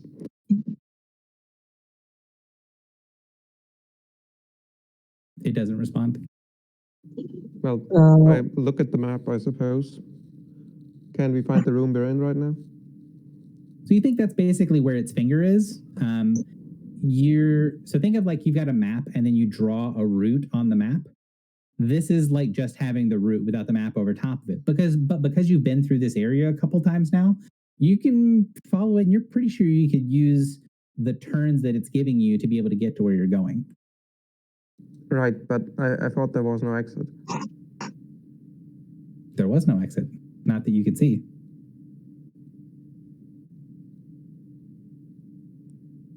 We can just try to step through the same place we came from. Maybe it will work through the portal after all. We also need to take, and she gestures at the body, back to Hercathor. So there should be a quick stop before we get to the portal room. Sure. So do you guys your necrophilia. Do you guys go back to the big ring that you came in on? Yeah, she is dragging the body of Dalsaf with her. But yeah. Okay. So when you get close to it, you can see that the interior of the ring, it's not lit up like the portal was on the other side, and you don't sense any energies until you get really close to it. Once you get pretty close to it, you can see inscribed in the interior of the ring in that abyssal writing, a bunch of writing. And then in the middle of it, you can see big chunks that are missing, like pieces that look like there was a word there, but it's just gone. The stone isn't, or the metal isn't changed, but you're pretty sure big chunks of this are forbidden. Forbidden, or sorry, could you? Forbidden, like forbidden. So like when things say things and they don't work, that's what it looks like. It looks like there's a bunch of writing here, but there's pieces missing. Oh, and if we try to touch the door, does it? Well, not the door, the wall. Does anything happen?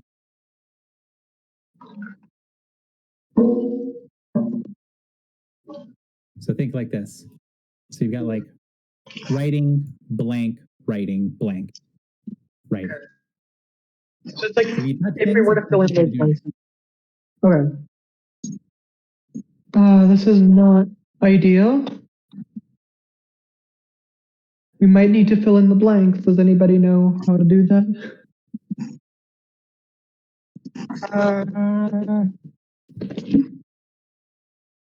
Can Margot sense magic from the wall? You don't need to make a check to know that, yeah, there's pretty potent magic here. It does look Arcane like a ritual circle, just missing big chunks of stuff. Okay. Big chunks of stuff which none of us know how to get. Yeah, Margot's not a ritual caster, but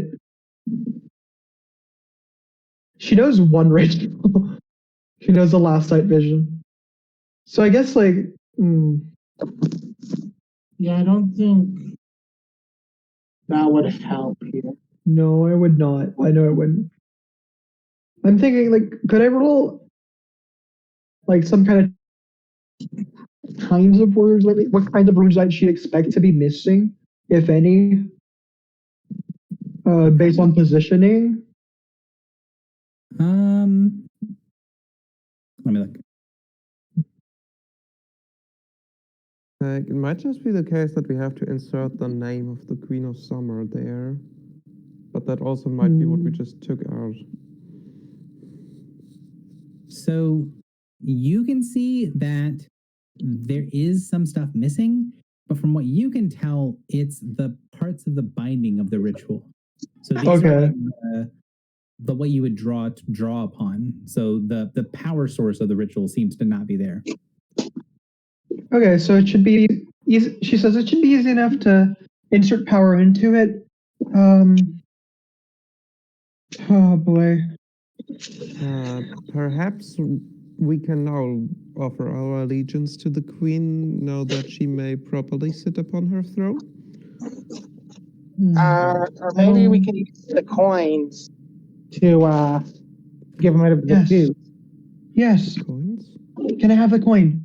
She would like to do grabby hands for the like token given So the to token that he has to for getting around to the facility.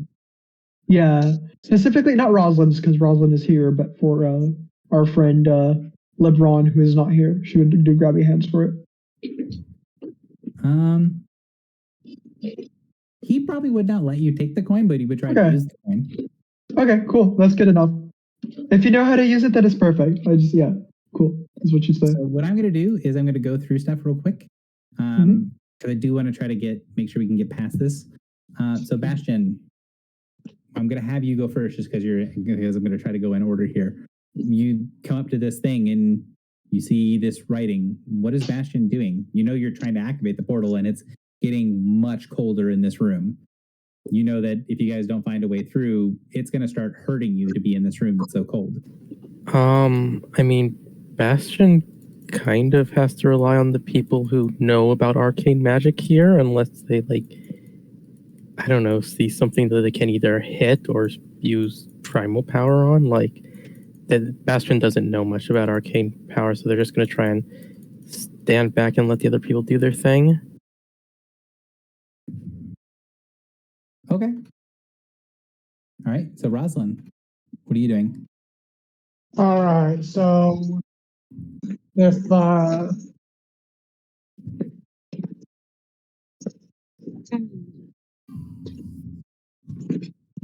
the coin, using the coin, she's going to pick up one of her tokens and hold it up over one of the ruined names, and I suppose just kind of focus on fixing it, restoring it. This year, these things could change reality. It doesn't sound like she needs to know what was there to change reality, as it were, to make it back to what it once was. Okay. So you want to give me like a religion check or something similar, or if you can justify something else? Yeah, unfortunately, my powers are very simple, and I don't think I ever need to burn to really use for that. So, actually,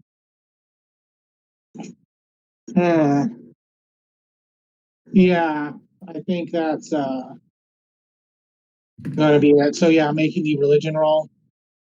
Just let me click the power. Click the character sheet. Sorry, I accidentally closed my character sheet. It's all good.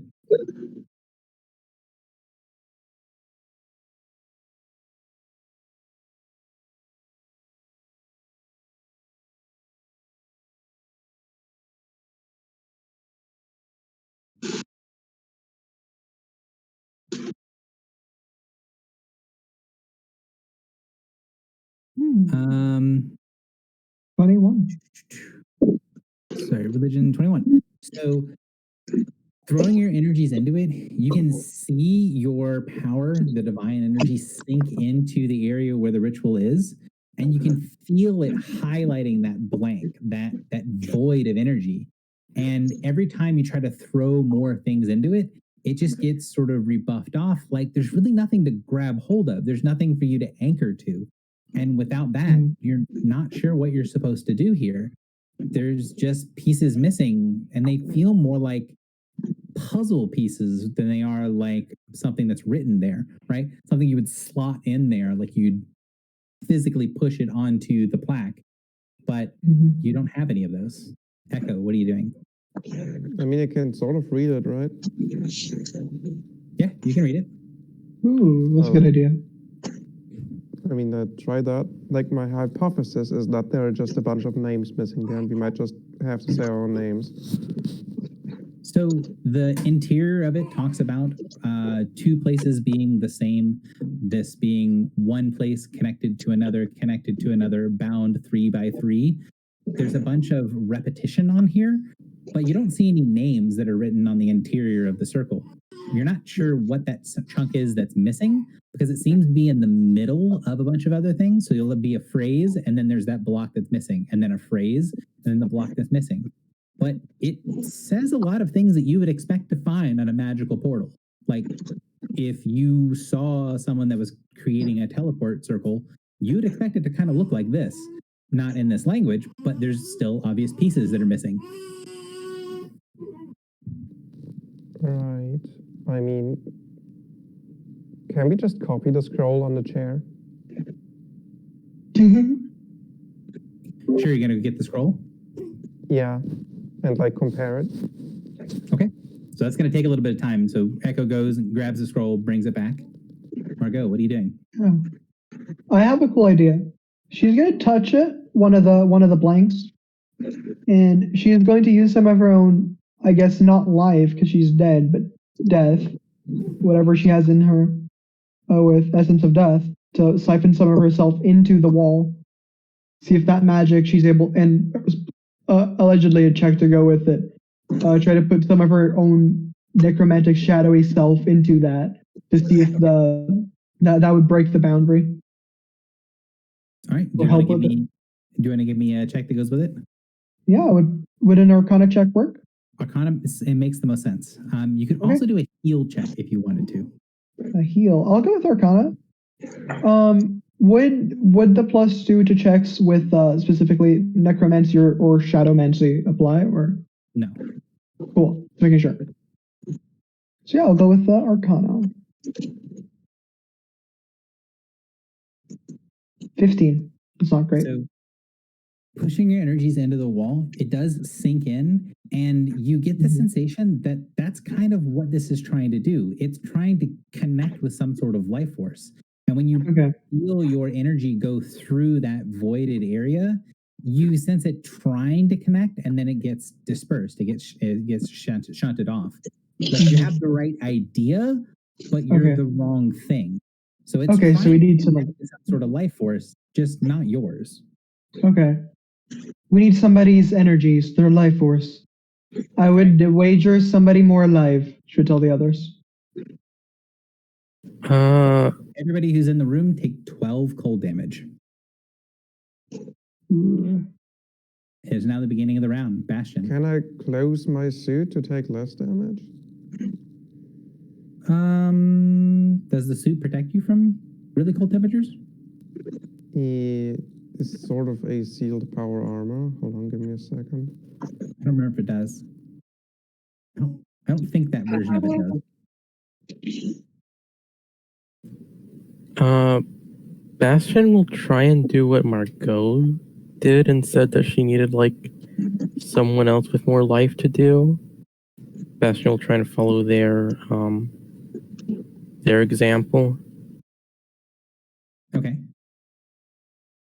So you press your hand against the thing and you try to send through, say, Bastion's name, try to send through your energy? Yep.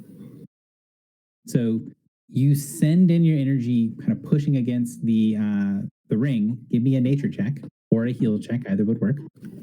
Both are the same. So Oh, you got a 29. really good roll. Mhm. So you push through and you feel your energy sink in, and then you see those blank spots on the ring light up a little bit, but they're still blank. And you hear a whispered voice just behind your ear. You are not my knight, but my bearer. And then you feel this fire go down your arm, through your fingers and into the ring. And then you see glowing writing appear in the blanks as a name appears again and again and again. Lachesin. The portal snaps open. That is really cool. All right, everybody in. Yeah. Yeah. Can we short rest beforehand to negate the cold damage, or are we just gonna take new cold damage then? I Take more cold damage. yeah. Yeah, remember, short rest is 5 minutes. Around is 6 seconds. Oh yeah, right. I forgot. Yeah, that's good.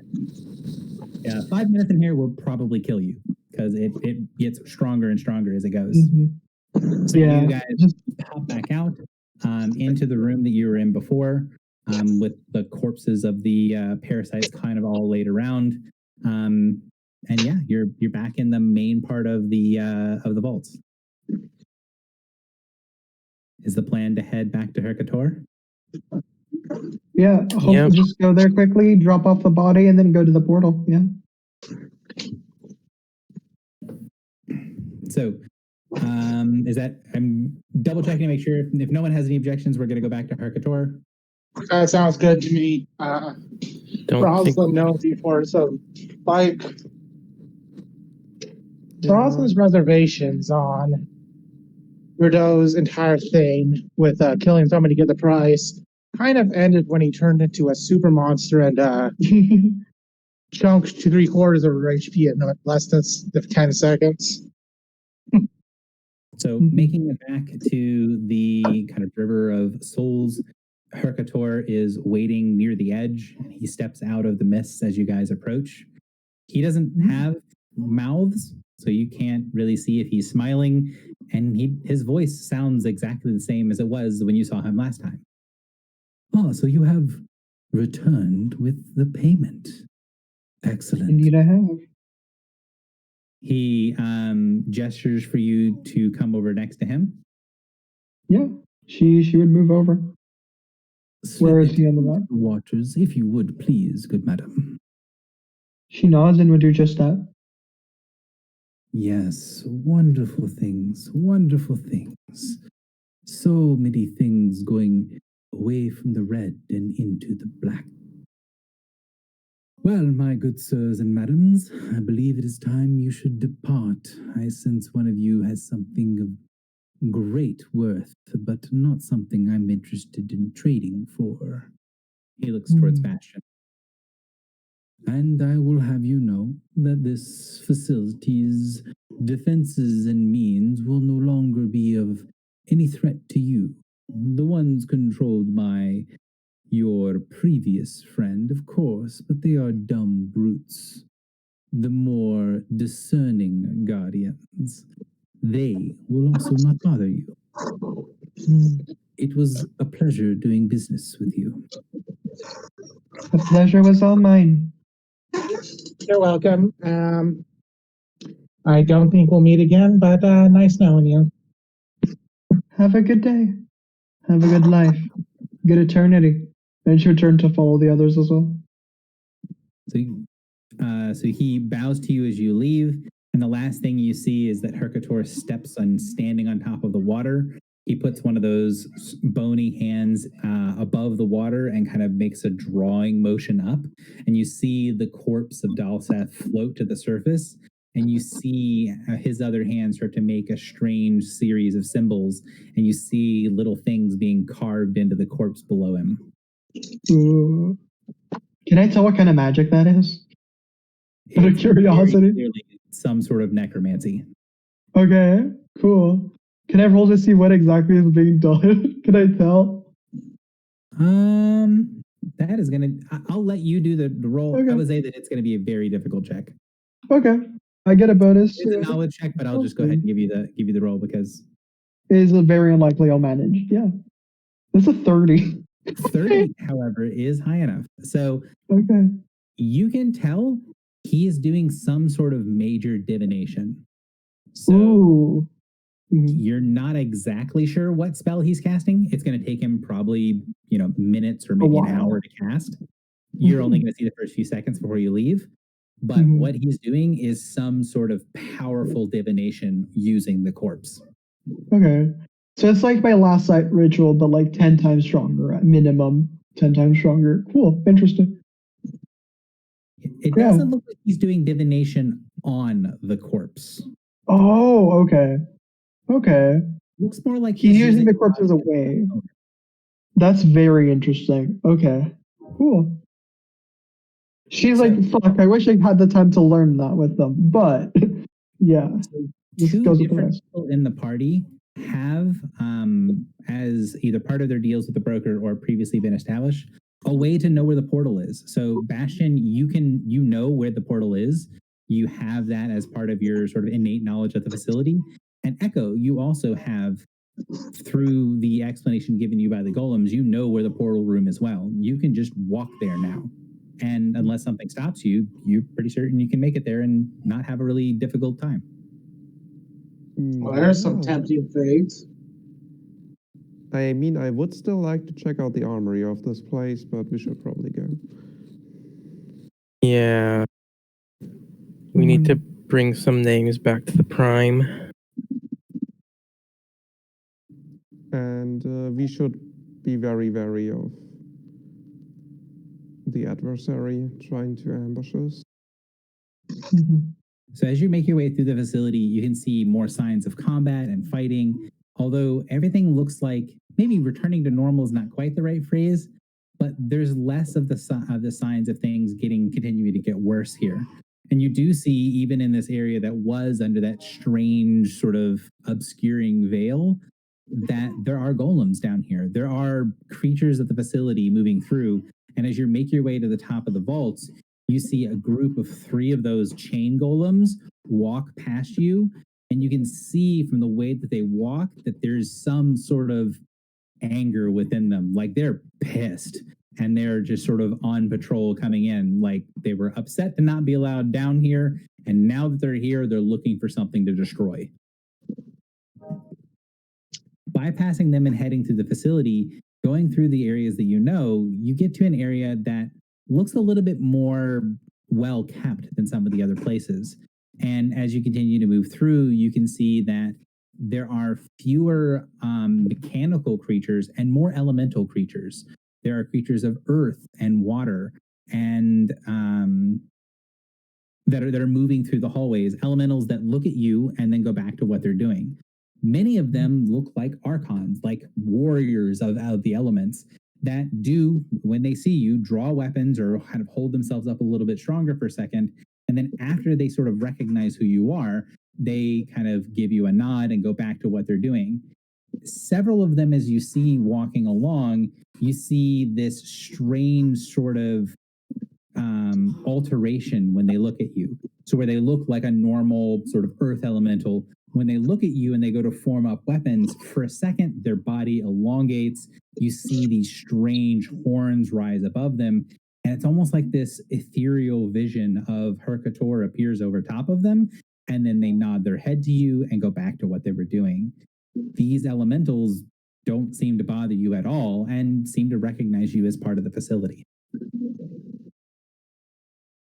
As you continue to make your way through this area, the heat gets stronger and stronger.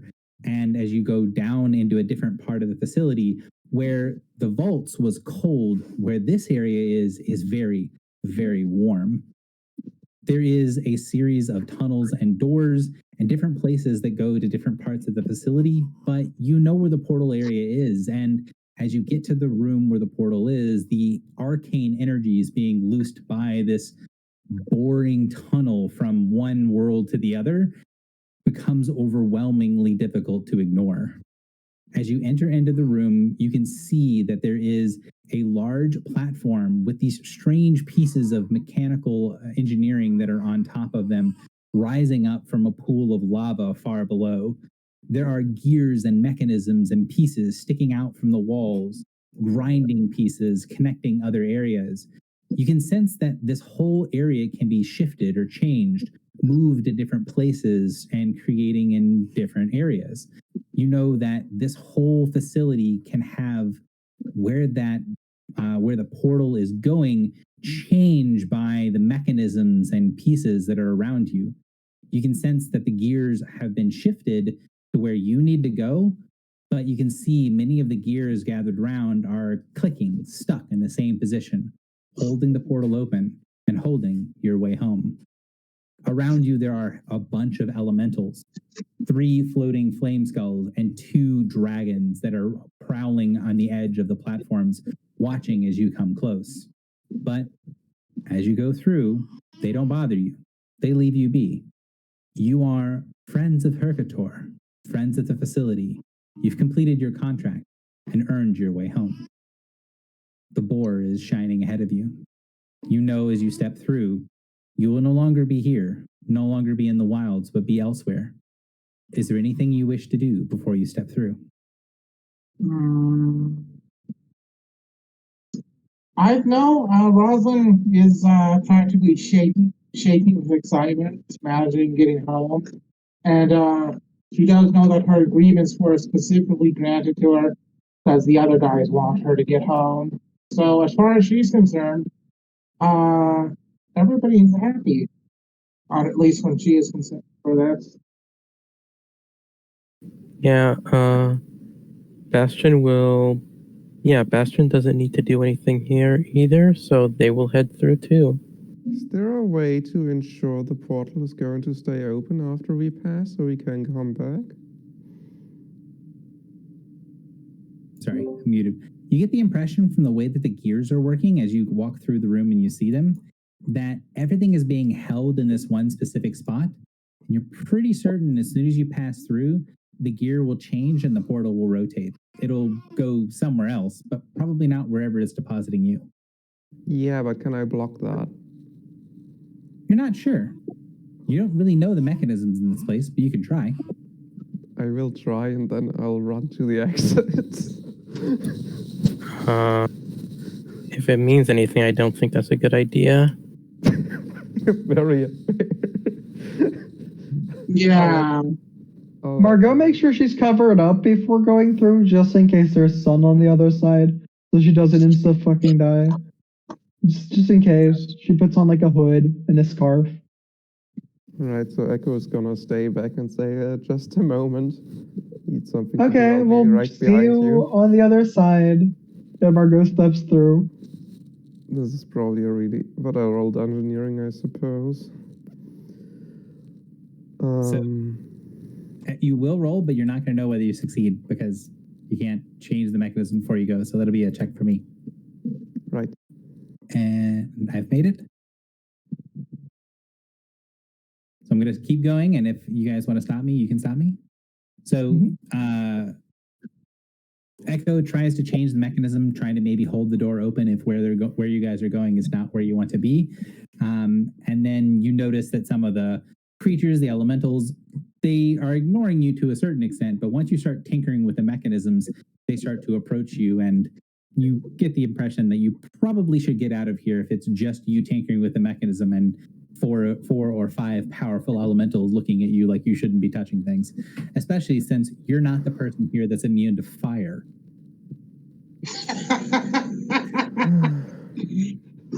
Yeah, Rosalind is definitely going to go to the portal.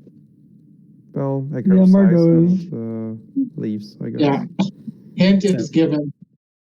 You guys step through and find yourself in a pleasant glade. For a second there, it's kind of confusing where you are. You look around and ahead of you, there's mist. Behind, mist. To the left and right, mist. There's not really a sun, but it's light and bright here. It's a sunny little glade. There's water running through. There's a path that you're standing on that goes forward. A piece of alabaster with with gold engraved into it. You're not sure if it's pure gold or what, but these lines look old, worn. On the where you step out of, there is an open portal. And as you guys kind of get your bearings, it slowly starts to shut behind you. Ahead of you, you see that the pathway goes on for about 60 feet. And then on the other end of the pathway, there's another ring of gold or alabaster. And inside of that, a ring of alabaster. Above it, there is an open portal area, but there's no portal in it. For some of you guys, this place looks strange but welcoming. Rosalind, you've been around enough to know what this place is. This is a Fey passage. It's a sort of waiting room between worlds. This is the more natural way to get from one place to the other. This is the way that powerful spirits would pass from the wilds into the mortal world. You step here, you stay here for a time, and then as it becomes aligned to the mortal world, you'll then step through the other portal on the far side after you get acclimated to the mortal world. This place will send off some of the unusual energies of the wilds and then allow you to pass through without any negative consequences. Oh, thank goodness. This place is very, very difficult to find, but that's where this portal went. Yeah, I'm going to be honest, guys. I spent 3 years straight of the 5 years I was here trying to find one of these. I got tricked twice, and once somebody else ran in ahead of me, and the portal closed behind me. It sucked. So maybe we should all step out together, just in case it doesn't close behind all of us, or one of us. We should all Bad step idea. together. Very well.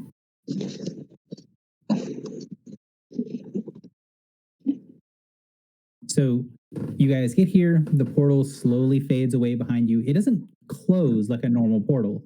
Rather, it just seems to dissipate. Again, that feeling of mist or fog in the sun. It slowly fades away. As you guys step into it, you see plants start to grow. There are trees on either side that very rapidly grow and bear fruit.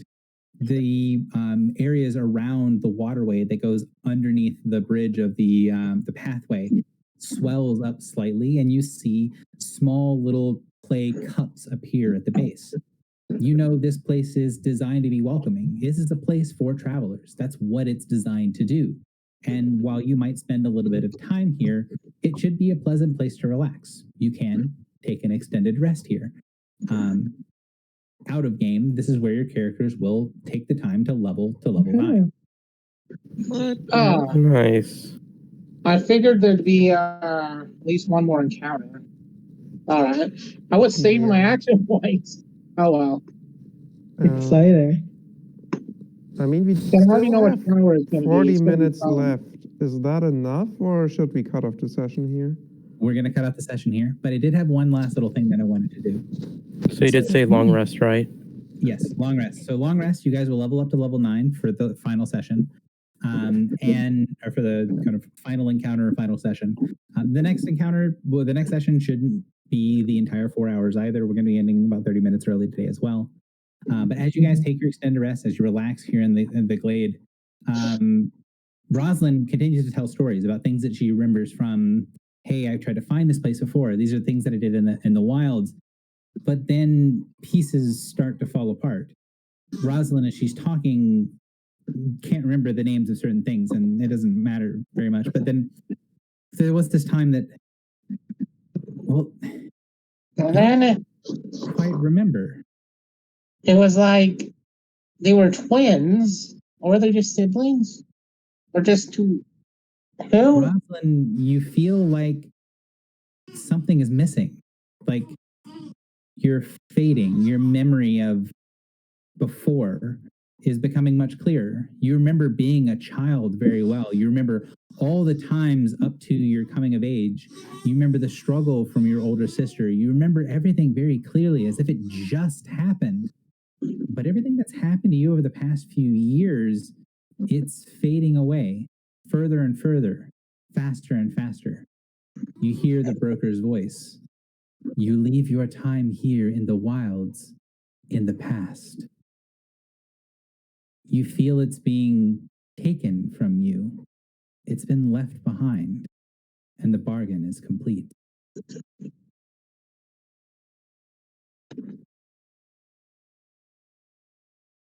I'm sorry. When was a past mentioned? I honestly don't remember this. Was that in So the? when we were talking, so in DMs, Yeah, that's what I was asking. In the Yeah, DMs, so like I mean, you may.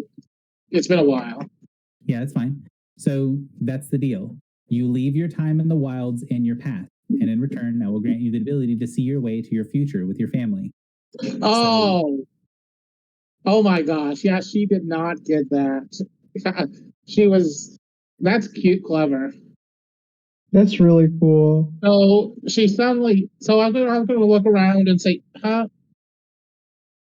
Who are you guys? Where are we?" Exactly. And we'll begin that with next session of Ooh. Rosalind has forgotten each of you. She doesn't know who any of you are.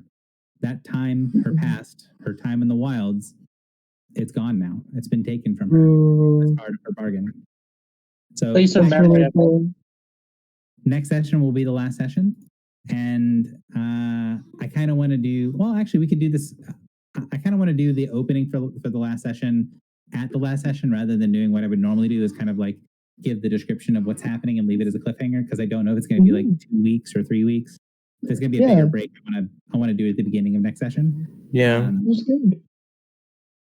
So that's what we'll do is we'll end here in this peaceful glade in the Fey Passage, and then of course it's going to open, and you guys are going to walk through and be home back in the Prime, no problems, right?